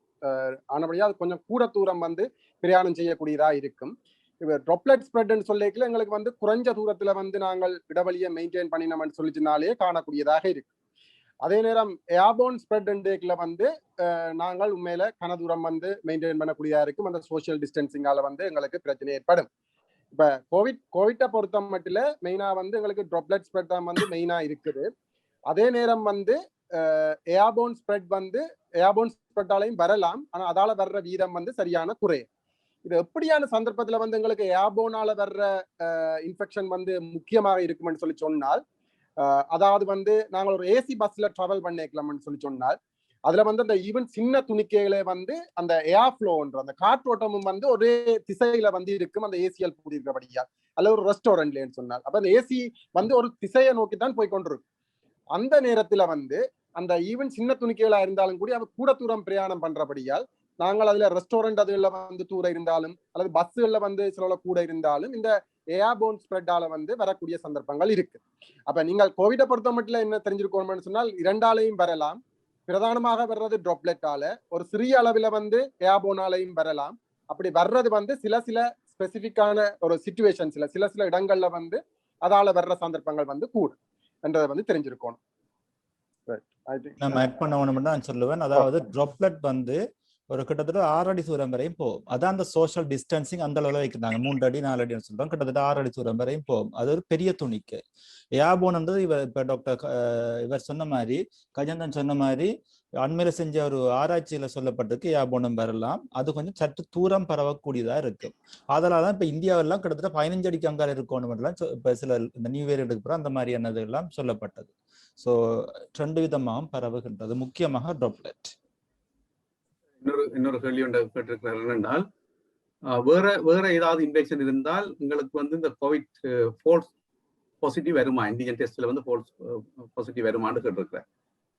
வேற எதுவும் இன்ஃபெக்ஷனுக்கு எப்படி நார்மலா இல்ல, ஆனா பொதுவாக ஆன்டிஜன் டெஸ்ட் நான் நினைக்கிறேன்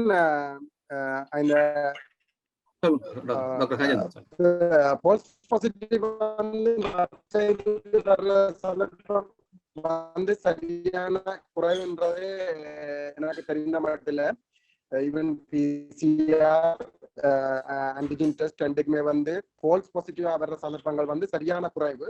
அதுல ஒரே ஒரு சந்தர்ப்பம் வந்து சில வேலை சொல்றவை என்னன்னு சொல்லி சொன்னால், சில வேலை இந்த எங்களுக்கு அந்த மூக்குக்குள்ள விட்டுத்தானே நாங்கள் அந்த இதுங்கள் காயம் பட்டு சில அந்த எடுக்கங்கள் வந்தேன்னு சொல்லி சொன்னால் பாசிட்டிவ்னு சொல்லி சொல்றது, பிள்ளையா வந்து பாசிட்டிவா காட்டக்கூடிய சந்தர்ப்பங்கள் வந்து இருக்குன்னு சொல்லி சொல்லியா. இப்ப நாங்கள் கிட்டத்தட்ட எவ்வளவோ பிசிஆர் ரட் பரிசோதனையும் செய்திருக்கிறோம், பிசிஆர் பரிசோதனையும் செய்திருக்கின்றோம் யாழ்ப்பாணம் ஹாஸ்பிட்டல்ல வந்து. அதுல வந்து ஒருத்தருக்கும் வந்து இதுல ஒரே ஒரு ஆளுக்கு தான் வந்து இதுவரையில அந்த ஃபால்ஸ் பாசிட்டிவானு சொல்லி வந்தது. அதுவும் அவையில் வந்து அதுல ரீட் பண்றதுல ஏதாவது பிளவிட்டு நம்மன்றதுதான் எங்களுக்கு பிரச்சனையா இருக்கின்றது. மற்றபடி ஃபால்ஸ் பாசிட்டிவ்ன்றது வந்து ஒரு பிரச்சனையா வந்து இருக்கிறதுல வந்து இந்த ரட் டெஸ்ட்ல, இந்த ரேபிட் ஆன்டிஜன் டெஸ்ட்ல. ஆனால் இதுக்கு ஒப்போசிட்டா வந்து ஃபால்ஸ் நெகட்டிவா வந்து இருக்கிறதுக்கு சந்தர்ப்பங்கள் வந்து சரியான கூட. அதாவது வந்து அதாவது ரட் நெகட்டிவ்னு சொல்லி சொன்னால் நாங்கள் அவருக்கு கோவிட் இல்லைன்னு சொல்லி சொல்ல முடியாது. அப்ப இதுக்கு வந்து சொல்றது என்னன்னு சொல்லி சொன்னா, இந்த சிடி வேல்யூன்னு சொல்லி ஒரு இதை ஒரு பதத்தை வந்து யூஸ் பண்ணுவார்கள் வந்து அந்த பிசிஆர் செய்யும் போது. வளமையா வந்து அந்த சிடியூ வேல்யூ வந்து கூட கூட கூட வைரல் லோட் வந்து குறைவென்று சொல்லுவேன். வைரல் லோட் குறைவென்று சொல்லி சொன்னால் அந்த இன்ஃபெக்டிவிட்டி வந்து மற்ற ஆளுக்கு வந்து இன்ஃபெக்ஷனை கொடுக்குற சந்தர்ப்பங்கள் வந்து குறையும். அப்ப பிசிஆரை பொறுத்த மட்டும் உங்களுக்கு ஒரு 30க்கு மேல இருக்கேக்கல வந்து வைரல் லோட் வந்து குறைய, அதே நேரம் மற்ற ஆட்களுக்கு பரவுற சந்தர்ப்பமும் குறையும். அதே நேரம் 25 விட குறைஞ்சதுன்னு சொல்லி சொன்னால் அவைகளுக்கு வந்து வைரல் லோட் கூட, அதே நேரம் மற்ற ஆட்களுக்கு பரவுற சந்தர்ப்பங்கள் வந்து குறையும். இந்த ரட் ஆன்டிஜன் டெஸ்ட் வந்து வளமையா வந்து 25க்கு விட குறைவா வர்ற அந்த பிசிஆர் வேல்யூ சிடி வேல்யூ வந்து 25க்கு குறைவா வர்ற சந்தர்ப்பங்களை தான் வந்து கூட டிடெக்ட் பண்ண பாக்குது. அதாவது அந்த அவையில்ட அந்த மனுவல் வந்து அந்த ரெட் டெஸ்ட் இதுல வந்து 33க்கு மேலே சொன்னா குறைவாண்டாலும் டிடெக்ட் பண்ணுமென்னு சொல்லி போட்டிருக்கணும். ஆனால் உண்மையின்படி பார்க்க போனால் எங்கள்கிட்ட ஹாஸ்பிட்டல் செட்டப்ல பார்த்தால் உண்மையில 25க்கு குறைவான சிடி வேல்யூ வரைக்குள்ள பிசிஆர் வந்து இந்த ரெட்டும் பாசிட்டிவா வருது. அப்ப அந்த 25க்கு மேல சிடி வேல்யூ இருக்கேக்கில்ல, அதாவது வைரல் லோட் வந்து கொஞ்சம் குறைவா இருக்கேக்கில்ல வந்து ரெட் வந்து நெகட்டிவா வர்றது ஒரு சந்தர்ப்பங்கள் இருக்கு. அப்ப உங்களுக்கு கட்டாயமா வந்து கோவிட் ஒரு சஸ்பிஷன் இருக்குமென்னு சொல்லி சொன்னால் நீங்கள் பிசிஆருக்கு போறதுதான் வந்து நல்லது.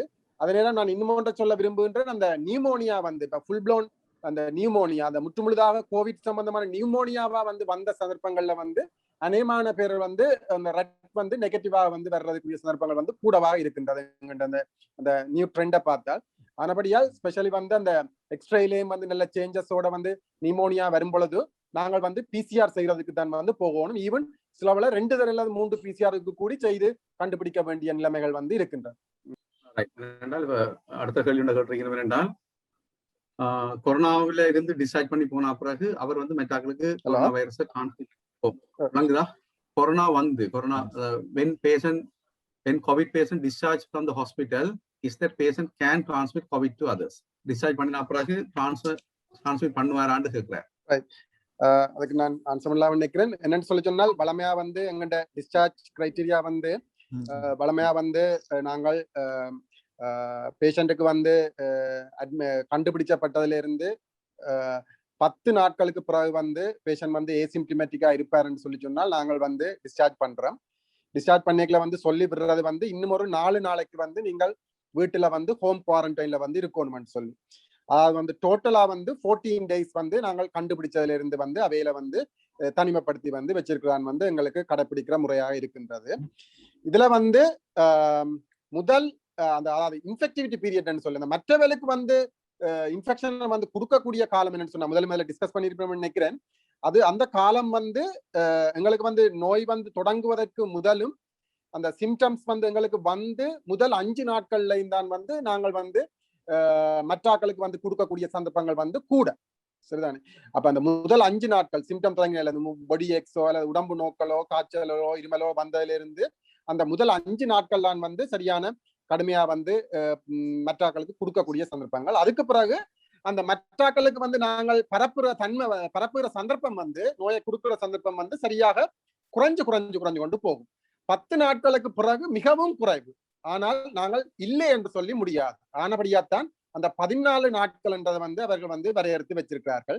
இந்த 14 நாட்களுக்குள் வந்து எப்படியும் வந்து அதாவது மற்ற ஏதாவது இம்யூனோ சப்ரஷன் என்று சொல்லுவார்கள். அதாவது எங்கள்ட வந்து எங்கள்ட நோய் நிற்பிடனத்தன்மை வந்து குறைவில்லாமல் நோமலா இருக்கிறார்கள் வந்து வளமையா வந்து 14 நாட்களுக்குள் வந்து 14 நாட்களுக்கு பிறகு வந்து இன்ஃபெக்ஷனை வந்து மற்றாக்களுக்கு கொடுக்குற சந்தர்ப்பம் வந்து சரியான குறையும். ஆனால் இப்ப ஏதாவது கிட்னி மாற்று சத்திர சிகிச்சைகளுக்கு பிறகு அல்லது வேற சத்திர சிகிச்சைகளுக்கு பிறகு அல்லது நாங்கள் அந்த நிற்பிடனத்தன்மையை வந்து குறைக்கிறதுக்குரிய மருந்துகள் பாவிக்கின்ற சந்தர்ப்பங்கள்ல வந்து அப்படியான நோய் மருந்துகளை எடுத்துக்கொண்டு இருக்கின்ற நோயாளர்கள் வந்து அவர்கள் வந்து இன்னும் கூடிய காலத்துக்கு கிட்டத்தட்ட 3 கிழமையோ அல்லது அதை விட கூடிய காலத்துக்கு வந்து சிலவள வந்து இந்த வைரஸை வந்து மற்றாக்களுக்கு கொடுக்கக்கூடிய தன்மை வந்து இருக்கு. ஆனபடியால் தெரிஞ்சிருக்க வேண்டியது வளமையா வேற ஒரு பெரிய வருத்தங்களும் இல்லாத நல்ல நிற்பிடத்தன்மை உள்ளாக்கள் வந்து 2 கிழமைக்கு பிறகு வந்து மற்றாக்களுக்கு நோயை பரப்புகிற சந்தர்ப்பங்கள் வந்து மிக மிக மிக மிக குறைவு இல்லை என்றே சொல்லலாம். அதே சந்தர்ப்பத்துல நிற்பிடத்தன்மை வந்து குறைந்தவர்களும் கணக்க நோய் நிலைகள் உடையவர்களும் சிலவள வந்து இன்னும் கூட காலத்துக்கு வந்து மற்றவர்களுக்கு வந்து கொடுக்கக்கூடிய சந்தர்ப்பங்கள் வந்து இருக்கின்றது. அப்படியே சந்தர்ப்பத்துல வந்து நாங்கள் வளமையா ஹாஸ்பிட்டல்ல இருந்து டிஸ்சார்ஜ் பண்ணிக்க நாங்கள் அவைகளுக்கு அட்வைஸ் கொடுத்துத்தான் விடுறது. நீங்கள் இன்னும் கொஞ்சம் கூட காலம் இருக்கணும், மற்றவர்ல இருந்து தனிப்படுத்தி இருக்கணும் என்ற ஒரு அறிவுரையை கொடுத்துத்தான் வந்து நாங்கள் டிஸ்சார்ஜ் பண்ணுவோம் ஹாஸ்பிட்டல்ல இருக்கு. Once COVID patient discharged from hospital, later what are the complications he will expect in future? Discharge பண்ணினா பிறகு ஏதாவது காம்ப்ளிகேஷன் வருமானு கேட்கிறாரு. ஒரு கொரோனா வருத்தம் வந்து போனா பிறகு, அதாவது வந்து கொரோனா வருத்தம் வந்தா பிறகு சில வந்து சில பாரதூரமான பக்க விளைவுகளும் வந்து சில பேருக்கு வந்துடும் எங்க வைத்தியசாலையில வந்து. அப்ப வந்து இப்ப அந்த பாரதூரமான பிரச்சனை இல்லாத பக்க விளைவுகள் என்று பார்த்தோம்னு சொல்லி சொன்னால் எந்த வைரஸ் காய்ச்சல் வந்தாலும் வந்து சில இந்த உடம்பு நோய்கள் வந்து மற்றது வந்து எங்களுக்கு ஒரு சோர்வு தன்மை, மற்றது வந்து மனச்சோர்வு, உடம்பு சோர்வு மட்டும் இல்லாமல் வந்து ஒரு மனச்சோர்வு தன்மை, இவ்வாறான பெரிய பக்க விளைவுகள் இல்லாத தன்மைகள் வந்து எங்களுக்கு ஒரு 2-3 கிழமைக்கு வந்து இருப்பதற்குரிய சந்தர்ப்பங்கள் வந்து இருக்கின்றது. இது தவிர சில வேளைகள் வந்து பாரதூரமான பக்க விளைவுகளும் வந்து வர்றதுக்குரிய சந்தர்ப்பங்கள் இருக்குது. அதுல ஒன்று வந்து நீண்ட நாள் நீண்ட நாட்களுக்கு நீடிக்கக்கூடிய மூச்சு திணறல். ஈவன் அந்த இதுல இருந்து நாங்கள் ரிக்கவர் ஆகி போனா பிறகு வந்து சில பேருக்கு வந்து மூச்சு திணறல் வந்து வர்றதுக்கு சந்தர்ப்பம் இருப்பதாக கண்டுபிடிச்சிருக்கிறார்கள். சில பேர் அவ்வாறு எங்களுக்கு சொல்லிக் கொள்கிறார்கள். இது தவிர சில நரம்பு சம்பந்தப்பட்ட வருத்தங்களையும் நாங்கள் எங்களோட ஈவன் ஜப்னா ஹாஸ்பிட்டல்லே சில பேஷண்ட்ஸ் வந்திருக்கணும். முதல்ல கோவிட் நியூமோனியாவில் வந்தவர்களுக்கு சில வேளை அந்த கிலன்பாரே சிண்ட்ரோம் என்று சொல்லுகிறார்கள். நரம்புகளை தாக்கி அதன் மூலம் அவர்கள் நடக்க முடியாத தன்மைகள் வந்திருக்கின்றது. இவ்வாறு வருவதற்குரிய சந்தர்ப்பங்கள் மிக மிக மிக குறைவு. ஆனால் அப்படியான சில பாரதூரமான பக்க விளைவுகளும் வருகின்றது. ஈவன் இதுல இருந்து மீண்டா பிறகு எங்களுக்கு மீண்டா பிறகும் சில பேருக்கு கொஞ்சம் காலம் சென்று இப்படியான தன்மைகள் வருவதற்குரிய சந்தர்ப்பங்கள் இருக்கின்றது. இது எங்களுக்கு ஒரு புதிய வருத்தமாக இருப்பதனால் இன்னும் வருங்காலங்களில் இது சம்பந்தமா மேலதிகமான ஆராய்ச்சிகள் செய்து இது சம்பந்தமான மேலதிக விவரங்களுடன் அவர்கள் வெளியிடுவார்கள் என்று நம்புகின்றோம். கொரோனா நோய் வந்த ஒருவருக்கு மீண்டும் இந்த நோய் வருமா? வேக்சின் போட்ட பின்பு மீண்டும் இந்த நோய் வருமா? வேக்சின் போட்டால் அது எவ்வளவு காலம் உமக்கு ஒரு எதிர்ப்பு சக்தியை கொடுக்கும்? 3 கேள்விகள் கேட்டிருக்கணும். வேக்சின் எவ்வளவு காலம் எதிர்ப்பு சக்தியை கொடுக்கும்? வேக்சின் போட்ட பின்பு மீண்டும் இந்த நோய் வருமா? கொரோனா நோய் வந்த ஒருவருக்கு மீண்டும் இந்த நோய் வருமா? கனல்ல யாராவது? வேக்சின் எடுத்த பிறகு இன்னும் தெரியாது. ஆரம்பத்தில் சொன்னா 3 தொடக்கம் 6 மாதத்துக்கு இந்த பாதுகாப்பு இருக்கலாம் என்று எதிர்கூறப்பட்டது. ஆனால் நான் இப்போ இருக்கும் இதன்படி நம்மளால சரியாக கூற முடியாது எவ்வளவு காலத்துக்கு இந்த ப்ரொடெக்ஷன், இந்த பாதுகாப்பு இருக்கும் என்று கூற முடியாது. ஒரு தரம் நோய் வந்தவர்களுக்கு வரக்கூடிய சாத்தியக்கூறு குறைவாக இருந்தாலும் வர முடியாது சொல்ல முடியாது. டாக்டர் கஜேந்திரன் நீங்க ஏதாவது ஆட் பண்ணலாம் அல்லது டாக்டர்? வேக்சின் போட்டு 3 மாசம் வேக்சின் போட்டாக்களுக்கு திரும்ப 100% இல்ல, எனக்கு எத்தனை சரியா திரும்ப வந்திருக்கு பலருக்கு. ஆனால் சிவியர் டெத் வரக்கூடிய சாத்தியக்கூறு மிக மிக அரிது. சிவியர் டிசீஸ், மோசமான வருத்தங்களும் வரக்கூடிய சாத்தியக்கூறு மிக மிக குறைவு. ஆனால் 100% வர முடியாது என்று சொல்ல முடியாது. அதுக்குரிய பல உதாரணங்கள் இருக்கின்றது. இன்னொரு விஷயத்தை நான் கூறிக்கொள்ளலாம் விரும்புகிறேன். வேக்சின் போட்டு 3 மாசத்துக்கு பிறகு வேரியன்ட், அதாவது இப்ப என்னென்றால் வைரஸ் நேரத்துக்கு நேரம் அதுக்கு மியூட்டேஷன், அதாவது மாறிக்கொண்டிருக்கு. அப்படி மாறிக்கொண்டிருக்குமா இருந்தால் 3 மாசத்துக்கு பிறகு திருப்பி நியூ வேரியன்ட் அந்த கொரோனா வைரஸால வாரத்துக்கான சான்ஸ் இருக்கு. வேக்சின் போட்ட ஒரு ஆளு கொரோனா நோய் வந்துட்டு போனால் மீண்டும் அது வாரத்துக்கான சான்ஸ் இருக்கு, ஆனா குறைவு. டாக்டர் சுந்தரேசன் சொன்ன மாதிரி தான். அப்ப நீங்கள் வேக்சின் போட்டாலும் அதுக்கான அதோட ப்ரொடெக்ஷன் 6 மாசம் தான் சொல்லியிருக்கேன். 6 மாசத்துக்கு பிறகு அதே வைரஸால வாரதுக்கான சான்ஸும் கூட இருக்கு. அப்ப அதுல நீங்க பாத்தீங்கன்னா இந்த வேக்சின் ப்ரொடெக்ஷனே சொல்லப்படுது 95% இல்லாட்டி 70% தான். அப்ப என்னடா 100% 100% ப்ரொடெக்ஷன் இல்லை, எல்லாம் ஒரு 90%, 78% அப்படிதான் ப்ரொடெக்ஷன் இருக்கு. எனவே வேக்சின் போட்டாலும் வரும். அதே மாதிரி வைரஸ் மியூட்டேட் பண்ணி வேறொரு கொரோனா வைரஸ் வந்தால் அது ஒரு புது உடம்பு மாதிரி தான் எங்களை கருதி திருப்பி வாரத்துக்கு சான்ஸ் இருக்கு. மற்றது அடுத்த கேள்வி, இந்த பிரசன்டேஷனை யூடியூப்ல போட சொல்லி கூட ஒரு கேள்வி கேட்டிருக்கேன். அதை நான் அட்மினிட்ட கதைச்சதை செய்கிறேன். இப்பொழுது இலங்கையில் பாவிக்கப்படும் 3 நாட்டு வேக்சினில் எந்த வேக்சின் சிறந்தது? 3 வேக்சின். இது ஒரு நாட்டு சண்டையா வர பொது ஊரடங்கு இந்த வேக்சின் சிறந்தது. இப்ப என்னன்னா எஃபிகாசி ரீதியில பாத்தீங்கன்னா இப்ப எங்கள்கிட்ட இருக்கிற 3 வேக்சின்ல முதல் கோவிஷீல்டு போட்டுறாங்க, அடுத்த சினோஃபார்ம் வந்திருக்கு, இப்ப அடுத்தங்கிட்ட ரஷ்யன் ஸ்புட்னிக்கும் அங்கிருக்கு. இந்த ஸ்புட்னிக் இப்போ WHO அங்கிருக்கலாம் அங்கீகரிக்க போகுது. ஏன்னா அதுக்கு எஃபெக்ட் 90% இருக்கு, 90-91% இருக்கு. கிட்டத்தட்ட இந்த அமெரிக்கால போட்ட ஃபைசர் மோடர்னாக்கு ஈக்குவலா இருக்கு. இதுல எது நல்ல 3 கடைசியில செய்யறது ஒன்றுதான். இந்த 3லயும் அது எஃபிகாசி அவங்களோட தகவலின் படி பார்த்தா ஸ்புட்னிக் எஃபிகாசி கூட இருக்கு, ரஷ்யன் எஃபிகாசி விலங்கில இருக்கிறது. அந்த சைடு எஃபெக்ட்களும் படி பார்க்கலையும் அந்த சைடு எஃபெக்ட் கம்பேர் பண்ணிக்கு 3லயும் குறைவா இருக்கு. வேற யாராவது இதுல ஆட் பண்ண போறீங்கன்னா டாக்டர் கஜேந்திரன் ஏதாவது சொல்ல போறீங்களா சொல்லுங்க. அடுத்த ஒரு மிக முக்கியமான ஒரு கேள்வி ஒன்று கேட்கப்பட்டிருக்கு. Consumption of alcohol and its effect COVID. If you can explain. அப்ப ஆல்கஹால் பற்றி இதுல கேட்கப்பட்டிருக்கு.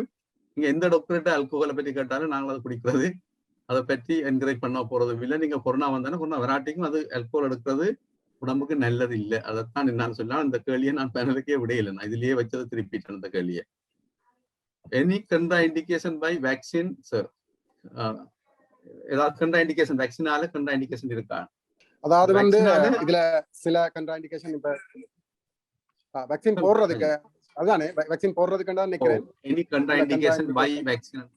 Vaccine யாருக்கு போடலாம் அதாவது வந்து நம்ம இந்த சில பேருக்கு போடக்கூடாதுன்னு சொல்லி இருக்கு. அது அந்த அப்படியான சந்தர்ப்பங்கள் வந்து மிக மிக மிக மிக குறைவு.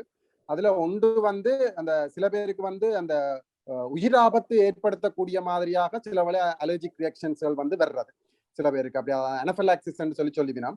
அப்படியான அனஃபிலாக்சிஸ் அதுகளை வந்து எதிர்கொண்டவர்கள் இந்த அந்த முன்னைய காலங்கள்ல வந்து அப்படியான இதுல ஃபேஸ் பண்ணினவர்களுக்கு வந்து சில வேளை வந்து அந்த வேக்சினை வந்து எடுக்க வேண்டாம் என்று அறிவுரை கூறுகிறார்கள், கண்ட்ராஇண்டிகேஷன் சொல்லி.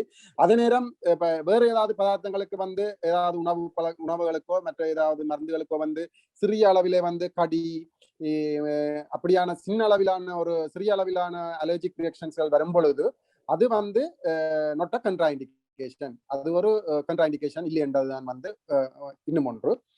அடுத்தது வந்து மெயினா வந்து கேட்கிற கேள்வி ஒன்று வந்து இந்த பிரெக்னன்சி அண்ட் பிரஸ்ட் ஃபீடிங். அந்த வயிற்றுல வந்து பிள்ளை தங்கி இருக்கல வந்து நாங்கள் இந்த வேக்சினை எடுக்கலாமா அல்லது வந்து பாலூட்டும் தாய்மார் வந்து எடுக்கலாமான்னு சொல்லி இந்த பிரெக்னன்சியை பார்த்தோம்னு சொல்லி சொன்னால், பிரெக்னன்சில வந்து எங்களுக்கு அஸ்ட்ராசெனிகா வந்து முதல் வரைக்குல வந்து எங்களுக்கு ஈவன் எங்களோட ஹெல்த் மினிஸ்ட்ரியை வந்து சொன்ன இது வந்து பிரெக்னன்சில வந்து அவாய்ட் பண்ண சொல்லிச்சு. ஆனால் இப்ப கடைசியா வந்த கைட்லைன்ஸ் வந்து சொல்லி நம்ம என்னன்னு சொல்லி சொன்னால், ஈவன் எங்களுக்கு வந்து ஹெல்த் கேர் ஒர்க்கர்ஸ் சொல்லிக்கல இந்த வைத்தியசாலைகள்ல வேலை செய்கிற எல்லா விதமான ஊழியர்களும் வந்து பிரெக்னன்ட் சொல்லி சொன்னாலும் வந்து எடுக்க சொல்லினோம். அதே நேரம் மற்ற ஊழியர்களுக்கு வந்து மற்ற பிரெக்னன்ட் ஆக்களுக்கு வந்து இன்னும் வந்து அவையில் வந்து எடுக்க சொல்லி இது விதமான அறிவித்தலும் கொடுக்கல. இந்த அறிவித்தல் கொடுக்கலன்றத மீனிங் வந்து அவைகளுக்கு வந்து கண்ட்ராஇண்டிகேஷன் என்றது இல்லை. ஏன்னு சொல்லி சொன்னால் இந்த வேக்சின் சம்பந்தமான ஸ்டடிஸ் வந்து ரிசர்ச் அதுகள் வந்து பிரெக்னன்சிலையும் வந்து பிரஸ்ட் ஃபீடிங்லையும் வந்து ஒரு தரம் செய்யவில்லை. அதனால வந்து அவர்கள் வந்து எடுத்த உடனே வந்து கொடுக்கறதுக்கு வந்து கொஞ்சம் பின்தயங்குகின்றார்கள். இப்போதைக்கு வந்து ஒரு முன்னோட்டமாக வந்து அவர் வந்து வைத்தியசாலையில் வேலை செய்கின்ற ஹெல்த் கேர் ஒர்க்கர்ஸ் வந்து பிரெக்னெண்டா இருந்தாலும் கொடுக்கலாம்னு சொல்லியிருக்காங்க ஒரு விஷயம். அடுத்த வந்து இந்த பிரஸ்ட் ஃபீடிங்கை பற்றி பார்த்தோம்னு சொல்லி சொன்னால், ஆரம்பத்துல வந்து எங்களுக்கு ஹெல்த் மினிஸ்ட்ரி சொன்னது வந்து பிரஸ்ட் ஃபீடிங் வந்து கண்ட்ராஇண்டிகேட்டட்னு சொல்லி பேருந்து சொன்னார்கள் வந்து எக்ஸ்க்ளூசிவ் பிரஸ்ட் ஃபீடிங்னு சொல்லி, அதாவது இந்த முதல் இந்த 6 மாசத்துல வந்து கொடுக்கக்கூடாது வந்து அதுக்கு பிறகு கொடுக்கலாம்னு சொல்லி. இப்ப கடைசியா என்ன சொல்லிடலாம்னு சொல்லி சொன்னால், பிரஸ்ட் ஃபீடிங்கை பற்றி கவலையே பட தேவையில்லை, வந்து நீங்கள் வந்து வேக்சின் கொடுக்கலாம் என்று சொல்லி போட்டார்கள். ஆனபடியால் பாலூட்டும் தாய்மார்கள் வந்து எந்தவித பயமும் இல்லாமல் வந்து நாங்கள் போய் அந்த வேக்சினை வந்து எடுத்துக்கொள்ளலாம். அடுத்து வந்து மூன்றாவது வந்து அந்த இம்யூனோ சப்ரசிவ் கண்டிஷன்ஸ், அதாவது வந்து அந்த எங்களுடைய நிற்பிடனத்தன்மையை குறைக்கின்ற நோய் நிலைகள் உள்ளவர்கள் அல்லது நிற்பிடனத்தன்மையை வந்து குறைக்கின்ற மருந்து எடுக்கின்றவர்கள் இந்த ஊசியை வேக்சினை வந்து எடுக்கலாமோ இல்லையோன்றது வந்து நிச்சயமாக வந்து இந்த வேக்சினை வந்து எடுக்கலாம். ஏன்னு சொன்னால் இது வந்து அந்த லைஃப் அட்டென்யூட்டட் வேக்சின்ஸ் வந்து இல்லை. அதாவது வந்து சில நேரங்கள்ல வந்து சில வேக்சின்கள் வந்து அந்த அந்த வைரஸை வந்து அந்த கொஞ்சம் கொல்லாமல் வந்து அதனுடைய ஆக்டிவிட்டியை வந்து குறைச்சு அதை வந்து உடம்புக்குள்ள வந்து செலுத்துவார்கள். இது அவ்வாறான பிரச்சனை உள்ளது அல்ல. ஆனபடியால் ஈவன் இந்த நிற்பிடனத்தன்மை குறைந்தாக்களும் வந்து எடுக்கலாம். ஆனால் இவர்கள் எடுக்கிறவர்களுக்கு என்ன பிரச்சனைன்னு சொல்லி சொன்னால், இப்ப நோமலான ஆக்கள் எடுக்கிறது மாதிரி இவர்களுக்கு வந்து நல்ல நிற்படனத்தன்மை சிலவள வராமல் விடலாம். அந்த கோவிட்டுக்கு எதிரான வந்து இப்ப நோமலா எடுக்கிறாளுக்கு வந்து இப்ப அஸ்ட்ராசெனிகாவை எடுக்கல வந்து வேக்சின் எடுக்கல வந்து 80% வந்து இம்யூனிட்டி வரும்னு சொல்லி சொன்னால், சிலவள வந்து இந்த நிற்படனத்தன்மை குறைந்த நிலை உள்ளவர்கள் வந்து இந்த வேக்சின் எடுக்கும் போது சிலவள 65-70% நோய் எதிர்ப்பு தன்மை தான் வந்து உடம்புல உருவாக்கி இருக்கலாம். ஆனால் எடுப்பதற்கான இது ஒரு கண்ட்ராஇண்டிகேஷன் இல்லை. அடுத்தது வந்து இன்னொரு அந்த கண்ட்ராஇண்டிகேஷன் என்ற கேட்டகரியில வர்றது உண்டு வந்து அந்த எங்களுக்கு வந்து ஏதாவது குருதி உரையா நோய்கள் அப்படியா இருக்குமென்று சொல்லி சொன்னால் அவர்கள் வந்து மருத்துவ ஆலோசனை அல்லது ஒரு இரத்த சம்பந்தமான ஒரு மருத்துவரின் ஆலோசனை இல்லாமல் வந்து எடுக்க போகக்கூடாது. என்னன்னு சொன்னால் இது வந்து இன்ட்ராமஸ்குலர் இன்ஜெக்ஷன் என்று சொல்லி சொல்வார்கள். மசில்ஸுக்கு உள்ளே வந்து செலுத்தப்படுகின்ற ஊசி. அப்படியான நோய் நிலைகள் உள்ளவர்கள் வந்து ஆலோசனை பெறாமல் வந்து எடுக்கக்கூடாது. அப்படியான உள்ளவர்கள் சில ரத்த சம்பந்தமான இதுல வந்து உடம்பில ஏற்றி அதன் பின்புதான் எடுக்க வேண்டி இருக்கு. இவைதான் வந்து நாங்கள் கவனம் எடுக்க வேண்டிய இடங்கள். நன்றி. என்னவர்களை மீண்டும் அதே good evening sir. Some public believe themselves as alcohol can prevent from corona infection. For this, can you tell clear facts regarding alcohol and COVID infection to the public? alcohol பற்றி திருப்பி என்ன சுத்தி வளைச்சு இந்த அங்கே போக உடையில இந்த alcohol பற்றி சொல்லி போட்டு தான் அங்கே போங்கிற மாதிரி 2ஆம் தரம் எனக்கு இந்த கேள்விகளுக்கு போட்டிருக்கு. அந்த கேள்வி அப்ப இதுக்கு நான் ஒரு ரெண்டு விஷயம் மட்டும் சொல்ல விரும்புறேன் இந்த ஆல்கஹாலை பற்றி. அதாவது வந்து இந்த ஆல்கஹால் நீங்கள் எடுப்பீங்கன்னு சொன்னால் அது சிறிய அளவோ அல்லது அதிக அளவில் எடுக்கிறதுன்னு சொல்லி சொன்னாலும் இது எடுப்பதால வந்து நீங்கள் ஆல்கஹால் எடுப்பீங்கன்னு சொல்லி சொன்னால் ஒன்று கொரோனா நோய் தொற்று வர்றதுக்குரிய சந்தர்ப்பங்கள் கூட, என்னன்னு சொன்னால் அது நிர்பீடனத்தன்மையை குறைக்கிறதால வந்து கொரோனா நோய் வர்றதுக்குரிய சந்தர்ப்பங்கள் கூட ஒன்று. அடுத்தது வந்து இந்த வேக்சின்களை எடுக்கல வந்து நோய் எதிர்ப்பு சக்தி வர்றதுக்குரிய சந்தர்ப்பம் வந்து குறையும் ஆல்கஹால் பாவிக்கிறதால. ஆனபடியால் நீங்கள் வேக்சின் எடுத்து போட்டு ஆல்கஹால் அதில் பாவிக்கிற ஆக்களுக்கு வந்து இந்த மற்ற ஆக்களை விட எடுக்காத ஆக்களுக்கு வர்ற நோய் எதிர்ப்பு சக்தியை விட குறைய எதிர்ப்பு சக்தி தான் வர்றது. ஆனபடியால் கட்டாயமாக வந்து ஒதுக்கப்பட வேண்டிய ஒரு நச்சு பதார்த்தம் என்று தான் சொல்ல வேண்டும் இந்த ஆல்கஹால். அது வந்து உங்களோட எந்த விதத்திலையும் வந்து ஆல்கஹால் வந்து எங்களுக்கு உடம்புக்கு வந்து நன்மை செய்ய போறது இல்லை. சில சொல்லலாம் அந்த மொடரேட் அமௌண்ட் வந்து ஹார்ட்டுக்கு வந்து ஹெல்ப்ஃபுல்லா இருக்குமென்னு சொல்லி, அது உண்மையா வந்து எல்லாம் மேலத்தைய நாடுகள்ட ஒரு பொய் பிரச்சாரம் என்றுதான் அநேகமான டாக்டர்ஸ் வந்து சொல்றதுன்ற ஒரு காரணம். ஆல்கஹால்ன்றது ஒரு நச்சு பதார்த்தம் என்றே கருதப்பட வேண்டியது. ஏன்னு சொன்னா நாங்கள் எங்கள்ட ஓட்டுகளே கணப்பேரை பார்த்து கவலைப்படுறது உண்டு. இளம் வயதிலேயே கிட்னி ஈரல் எல்லாம் வந்து போறது. கோவிட் சம்பந்தமாகவோ வேக்சின் சம்பந்தமாகவோ அல்லது எனி வருத்தத்துக்கும் எந்த ஒரு வருத்தத்துக்கும் வந்து இந்த ஆல்கஹால் வந்து எதிரானது ஒரு மறைமுகமான ஒரு பாரதூரமான விளைவை ஏற்படுத்துமே தவிர ஒரு விதத்திலையும் வந்து அது நல்விளைவுகளை வந்து ஏற்படுத்த போறது இல்லை என்பதை வந்து தெளிவாக சொல்லிக்கொள்ள விரும்புகிறோம். அடுத்த இன்னொரு கேள்வி ஒன்று கேட்டிருக்கீங்க. இந்த கேள்வியோ இன்னும் 2 கேள்வியோட நான் முடிக்கலாம்னு நினைக்கிறேன். உங்களை டைம் வந்து போய்கொண்டிருக்கு. Covering mouth and nose is enough. What about eyes? No one covers eyes. Is that okay? இது அந்த முகம் பார்க்க நானும் முடியாம நீயும் திரை போட்டு என்னை முறைத்தாய் அந்த பாட்டு தான் எனக்கு ஞாபகம் வருது. அதாவது இப்ப கண்ணை மறைக்கணுமா என்று ஒரு நேரம் கேட்டு இருந்தார். அதாவது இதுக்கு ஆன்சர் பண்றால் கண்ணை மறைக்கணுமா ஆண்டு அதுக்கு வந்து என்ன சொல்ல வேணும்னு சொல்லி சொன்னால், அதாவது வந்து இது வந்து யாருக்கு உரிய அட்வைஸ்ன்றதெல்லாம் டிபெண்ட் பண்ணி இருக்குது. அதாவது வந்து பப்ளிக் வந்து என்னன்னு சொன்னால் அவர் வந்து ஒரு வெளியான இடங்கள்ல வந்து தெரியும் பொழுது அவர்களுக்கு காதையும் வாயையும் மூக்கையும் வந்து மூடி இருக்கும் சந்தர்ப்பத்திலே வந்து அது போதுமானதாக இருக்கும். ஈவன் மோஸ்ட் ஆஃப் த டாக்டர்ஸுக்கும் வந்து பெரும்பாலான டாக்டர்ஸுக்கும் வந்து அந்த இது வந்து போதுமானதாக இருக்கும்.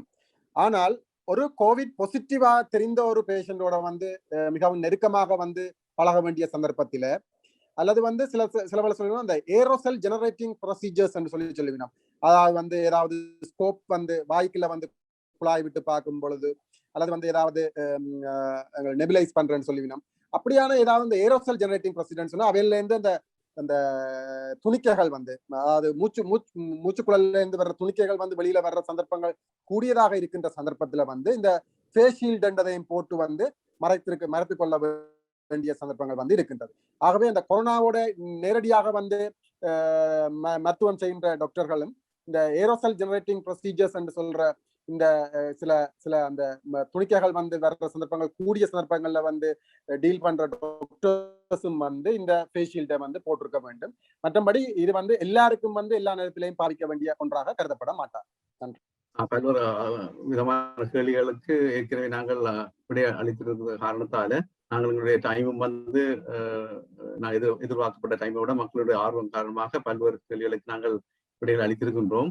எனவே இப்பொழுது நாங்கள் இந்த நிகழ்வை முடிப்பதற்கு முன்னாக இந்த நிகழ்வை நமக்கு ஒரு சந்தர்ப்பத்தை தந்த இலங்கை பொது வைத்திய சங்கத்தின் நிபுணர்கள் சங்கத்தினருக்கு எனது முதலாவது நன்றியை தெரிவித்துக் கொள்கின்றேன். ஏனென்றால் தமிழின் மூலம் இப்பொழுது 2வது ஒரு வெபினார் ஒரு கருத்தரங்கை நாங்கள் நடத்தி கொண்டிருக்கின்றோம்.